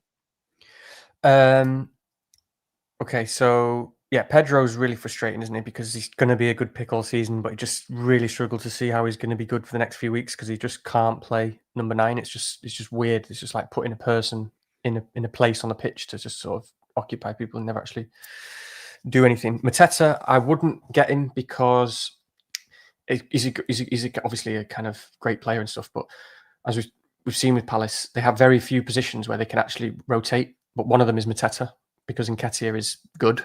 And that's what we see. They've got such a tough schedule. We've seen it already that he's come off on 60 minutes, even earlier and whatever. And Nketiah's had some decent minutes. And I'm just not having anyone who might get 60 minutes or 50 minutes or even not even start, maybe if it's tight. It's just unfortunately one of the few positions Palace have got where they can actually rotate. Walter is the interesting one, actually. And I hate that. I have watched the highlights late and I know he's like flavour of the month and stuff. And a lot of people are talking about him. I actually thought watching Newcastle that it was really interesting, actually, Walter as a pick, given who else we have like on offer. Just watching him kind of on the eye test. It feels like he has an awful lot, actually, of kind of just routes to points and just the way he plays. Just the size of him. And I don't know, he straight away ticks that box without going too much about it. I always think about certain players. They just need to tick a certain personality box with new players in terms of trait levels. Some players have got it and some haven't. Some players come and struggle. Some players you can sort of see them consciously thinking too much. I'm trying to think of some examples, but I don't know. I'm thinking of like Everton strikers at the moment and people who there's lots of players like it, but you can see them sort of consciously thinking. Whereas Walter to me straight away already looks like. I mean, he reminds me a bit of Nick Kyrgios. The tennis player. He just sort of bowls around and his big limbs, but he just strikes me as someone who he's thinking about the task. His focus is external. He is not phased. He's just on it. It ticks a massive personality box for me. He looks pretty fearless. So when you get a guy who's whatever he is, 6 foot, what is he, 6'8"? Richie should know this. 6'7" or something stupid. When you get a guy who can play with his feet. I mean, I don't know. You get a guy who looks like he got really good minutes. I mean, he doesn't look like he's getting rotated. Wissa's already re-injured, hasn't he? So Wissa's out for a good while, as far as I know. I don't know how long, but I know it's a long time. He's re-injured. They've got a 6.5 million compensation from UEFA for that injury, by the way. So anyway, I just think Walter is one of these weird ones where it looks like an obvious sort of silly pick and everyone's just going, oh, Walter is Newcastle's new striker. But then actually I watch him and go, actually, this guy might actually be really good as a pick. This guy is, he's a bit like Gyökeres. In fact, it's a lot like Gyökeres in the sense that he's a big guy getting 90 minutes up front for a very good team, potentially on penalties or at least on some pen share. And he ticks this massive personality box where he looks like he doesn't give a fuck, and he's focusing on the right things. Nothing's holding him back. He's just doing the right things, just like Gyökeres. You know what I mean? Gyökeres doesn't. He's still doing all the right things despite not getting many goals. They're very similar players in terms of what I think about them as personalities. So I actually think Walter could be a really nice pick, and I can see him just kind of getting a goal most games, just like getting one and then, getting full bonus and stuff. So you're going to do Gyökeres to Voltemada to? Well, absolutely not. Absolutely not. No, but I'm a little bit worried about not owning him actually for the next few weeks. It's good, yeah. Weirdly. Yeah, I definitely put him above Mateta for the reasons you mentioned. I think with Nketiah looking all right and their fixture schedule and that sort of thing, I think that's a reasonable ask. I mean, actually, this will probably come on to, the West Ham bit here. Obviously, that's why everyone's tuning in, right, to talk about the mighty resurgence under Nuno. Can we get 17th place in the Premier League? That's what everyone's questioning. That's what everyone's asking. That's why everyone's here. Yeah, I'd be interested on your opinions on this as well, because obviously we're going to come at it from slightly different angles, beware of fans, all that kind of stuff. So I've had a few wildcarders in my slipping into my DMs this week to ask a few West Ham questions. It is an awkward one because I think you could genuinely justify none. First of all, totally fine with none. You're okay with none. Perfectly fine. There are some caveats, of course, as to why some of the picks are okay. So if you're going in defense, I think Mavropanos is probably the best kind of all-round pick at this time, just because you've got those additionals of his DEFCON can be potentially insane. And he's got a surprising amount of goal threat on him. However, both centre-backs could easily lose their place in January. I think I'd say that now. He will definitely buy a centre-back and a striker. There's almost no doubt about that whatsoever. They've got a lack of depth there. Tadebo's been basically frozen out. They've got no one who can come in there. Would I probably still avoid the defence? Yes. So again, this is the problem, isn't it? It's hard to get it. And then in the other positions, well, Paquetá on paper looks like a really decent pick, and if I had him, I'd definitely hold him. And he stacks up against the other midfielders in that category pretty well. Would he return value at that price? Yes. Doesn't get a great deal of open play threat. It might look like it occasionally on highlights, but on the whole, I'm a bit skeptical about that. So yeah, it's hard to back them. Bowen, I probably would pick Voltemada above him, actually. Sorry.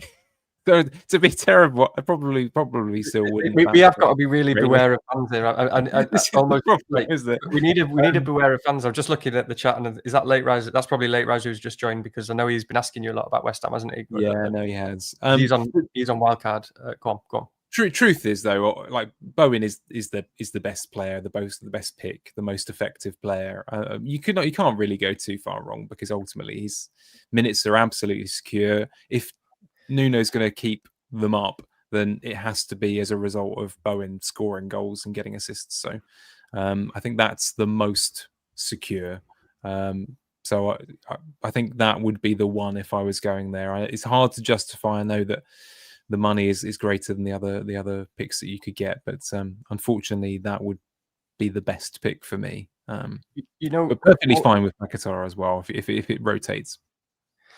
All I want to say here is, and this is obviously nothing personal, nothing against you, Rich. Don't worry. And it's not. This is one of them where, again, my approach would be like, whilst I would care a lot less right now about West Ham fans' opinions, and I would always ask you your opinion about players, and and I love that, and it's so valuable. But right now, this is one of them where nobody knows.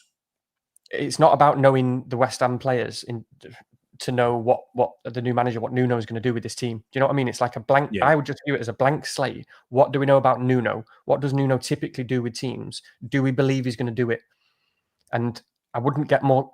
My personal approach to West Ham is I wouldn't get more complicated than that. So my sort of view would be, I generally do believe in Nuno, who, at least whether it's short term or a year or whatever, he will, because he's such a man manager. He's such a weird guy, Nuno, by the way, because he always just like, whenever he starts at a team, he's just got this like presence and aura, and he just like talks to people. And you see these little clips of him in training, and he's like, you see this, I've seen him already in the last few days, and he's looking at players and he's going, talk to me, be honest, believe. And he just looks at people in the face, and you can just see him getting people on side. And then when it all goes wrong, he turns into a bit of sort of cowering, I don't know, like wimp almost. It's weird. But anyway, right now, I believe in Nuno and I believe what he does with teams. And so I'm just looking at it, and I am looking at it simplistically, a bit like, not how do I see West Ham shaping onto like what Forest were? I do kind of expect that to happen now. So I do expect the defence to be good. I do expect Paquetá to be good and in the number 10 and be nailed. Bowen is a tricky one because maybe he's a bit wide. You know, I don't know what position he's going to be in. I don't really know, and that's where yeah. So you know what I'm saying? I don't mean to say like don't listen to Rich. I'm just saying that that's how I view it right now. Beware of fans is so much more relevant right now because no. Danny, you're absolutely right. No, I think that's fair. Truth is, let's just try and be objective for a minute. They did look an awful lot better defensively at Arsenal, and actually the defending from set pieces immediately got better. So from that point of view, I don't think they are going to be a whipping boy particularly anymore. So I think that side of it is very probably gone. So I think that is definitely a fair point. It's ultimately it will stack up against who could you pick elsewhere in those positions, and someone like a defender, for example, it's just a case of, I think if it's up against a Sunderland defender or a Rodon, you know, that kind of position in your team, absolutely fine, no issue with that at all. But if you are comparing them up against a Gahey or a or a Senesi, I don't think people are doing that. But that would be much more difficult to justify, I think. Sure. I think it's Paquetá who's interesting for people as well. Even on wildcard, I mean, his price, his fixtures, because this is a guy who, again, simple terms, you box ticking. It's ridiculous number of boxes. It's DEFCON penalties. It's DEFCON penalties, set pieces, 90 minutes. Morgan Gibbs' white roll in a team we expect a resurgence from, and he's a really, really good player who scores for Brazil regularly. There's an awful lot of boxes that Paquetá ticks, and it's I don't really know what it's going to look like, but I'd be happy to put a nice bet on it. And there's someone who wildcard in Game Week 4, of course. I own him, and I'm playing him this week, and it's quite nice because no one owns him, you know. And I love this, by the way. I'm sitting here being all skeptical, and I'm won over. You know, like I should be picking West Ham picks. This sounds great to me. I need to fight back on the negativity. No, it's fine. You know how it is. Ultimately, you know, it's been just as from a fan point of view, nothing to do with FPL. It's been such a rough kind of year or so. It hasn't been pleasant to watch, and everyone else was telling me how good Potter was going to be, and I don't think they quite grasped how bad things are at the club generally, the kind of leadership and so on, and it really didn't work. And obviously before that, Lopetegui, you know, again, it's been horrible for quite some time now. So it's hard to feel the positivity, and that probably does bleed into FPL a bit as well. The last kind of question that's on the screen there, before what we'll do, because I know, Andy, you're on a bit of a time budget and we need to wrap up fairly shortly. So perhaps just some quick answers to these, and then we'll try and sound off. Actually, I'll go to you, Andy. I mean, do you have any particular positions on that kind of final set of questions as to what your future plans are strategically? I mean, do you have anything in terms of shifts or where you plan to play any trips in the near future? Sorry, in the medium term, probably. There's a few. I mean, it completely depends on how your team is built already. So, for instance, we wildcarded in 6, so our team will look a little bit different to Danny's. We'll have certain players in our team already. He'll have certain players in his team, and he was looking obviously further forward. I don't have any Palace in my team at the moment. That is a team that I want to invest in, especially from 10 onwards. I don't have any Newcastle in my team at the moment either. They've got the best fixtures on the fixture ticker up till game week 16. You know, they've got, apart from Man City at home, they've got the best fixtures there. So is that worth investing in? Arsenal do, but everybody's already got 3 anyway. So there's a few teams there that I'm looking at and thinking, do you know, I would quite like a slice of one or two of their players. And Palace and Newcastle seem to be the two for me. The other team, which we've already spoken about tonight, is Liverpool. Is how do I get some kind of Liverpool piece in there, considering the fact that from game week 12 onwards, Forest at home, West Ham, Sunderland, Leeds, Brighton, it just looks like, I'm hoping by game week 12, there's some more clarity, or someone's had a bit of a knock and someone comes in. So, for instance, if Isak is all of a sudden out, Ekitike becomes an unbelievable pick. You know, from game week 12 onwards, you could go back to Ekitike, and all of a sudden you've got a nailed Liverpool player that's already shown us that he can do it. So they're the 3 I would say: Newcastle, Palace, because I don't have any at the moment, and just keeping an eye on Liverpool for the next 4 weeks to see if something changes ready for game week 12. Yeah, hard to argue with that. That sounds like a really solid plan, Danny. I don't really have any. I haven't really got to this stage of thinking yet, so maybe I will by next week. But I don't really have any plans. My plans / hopes at the moment are to roll some transfers and to save some transfers. I mean, my plans up to this point previously were kind of mostly revolved around Parma. You know, in terms of like how could I get there just in case. I mean, one of the reasons one of the reasons I sold Van Dijk last week to get Gabriel and not Lacroix was because if I needed to, and you just never know, it was another route of flexibility. But if I needed to, I could do Bruno to Parma in one, just if I wanted to. You know, I know I've talked all about Bruno tonight, but just given that he's got this, I mean, it's Parma, so Parma's ridiculous. But yeah, now that Parma's out of it, I just want to roll some transfers. I'm definitely thinking about midfielders. I've just got a few more weeks to look at these guys. I mean, I don't have Salah. I don't have a Palace midfielder. I mean, I want to say quickly. Gordon was one I talked about last week. Got that a bit wrong, by the way, in terms of his minutes. I'm surprised. I thought that he'd be more.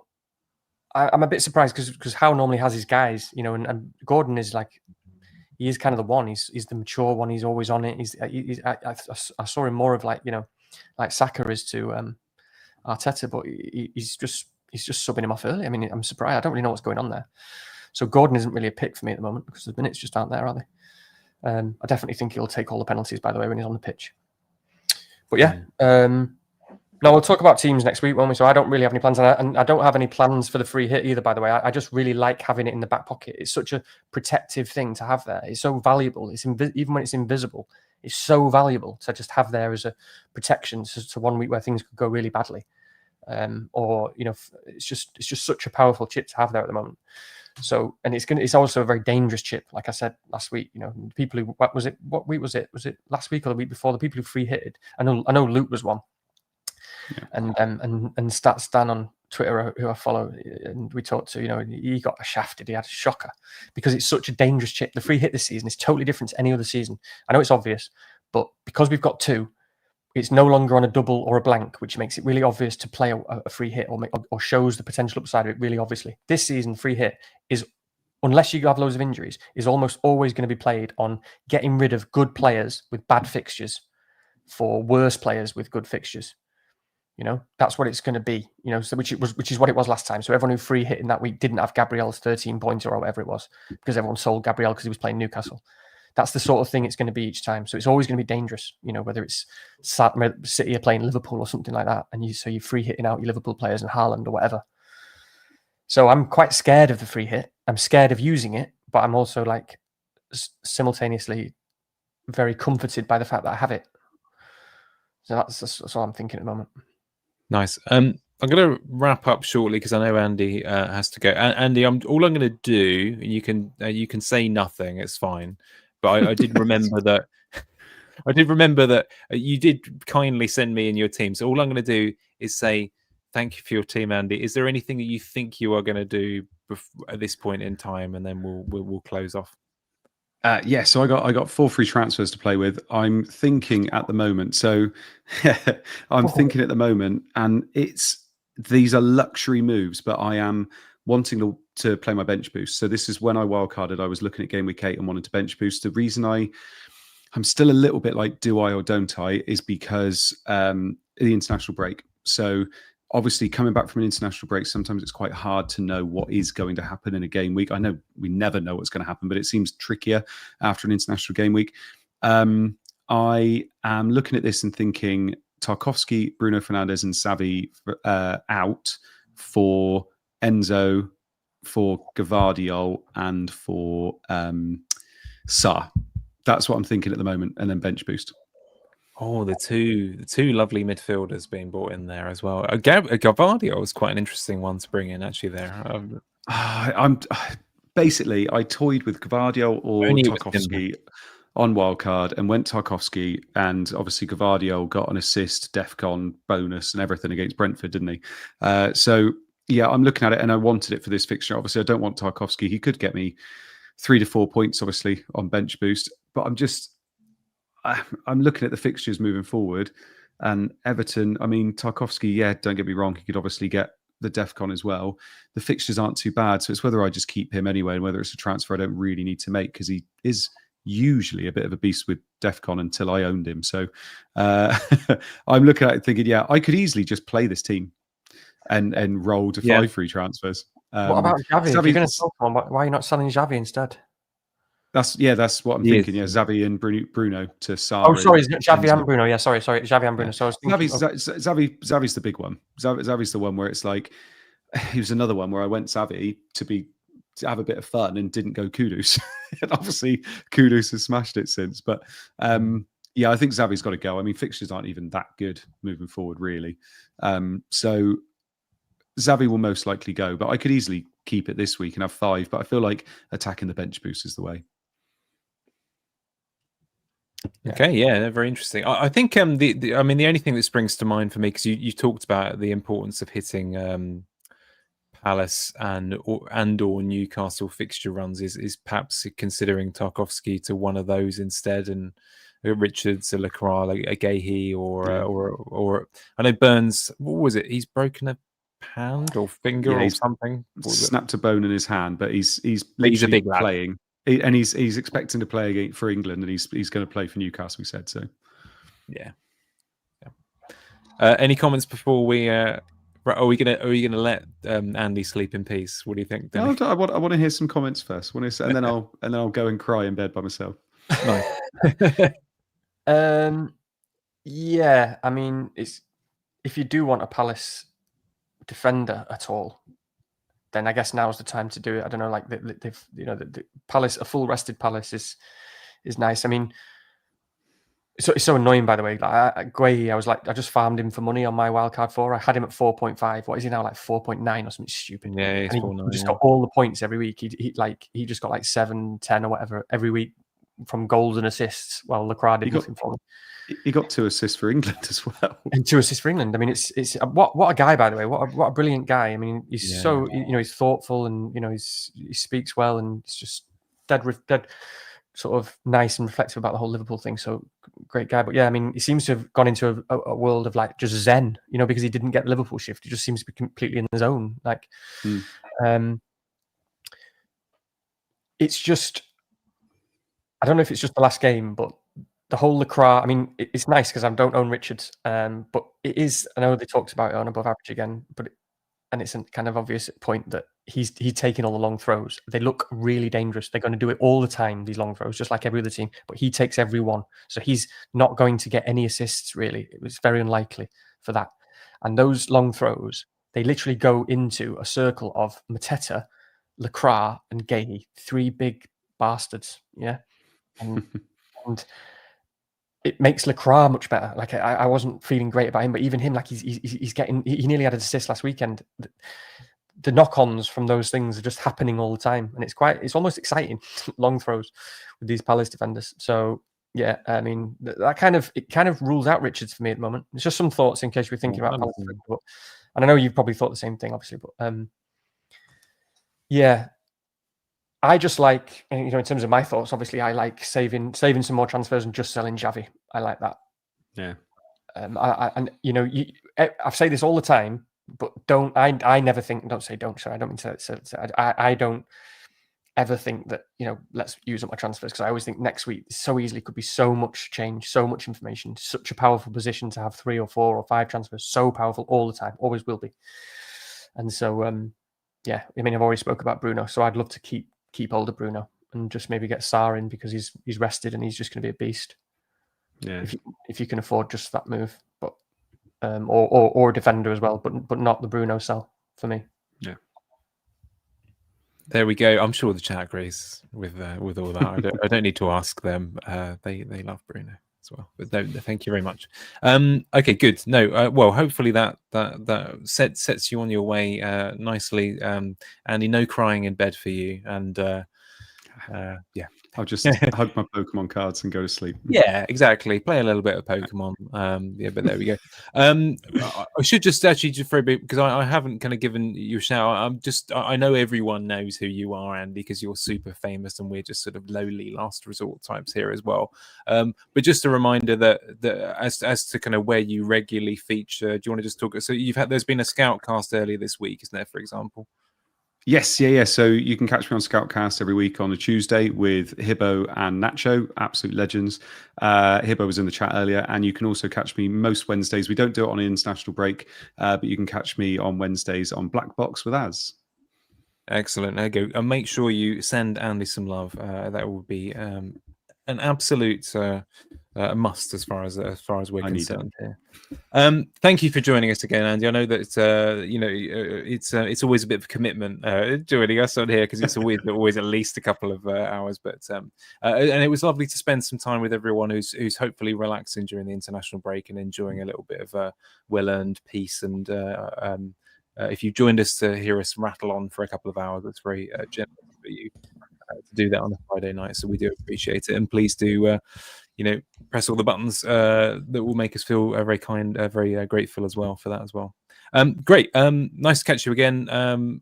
Any last words, chaps? Nice one, boys. Great. Okay. Yeah. In that case, good Thanks evening. for having me.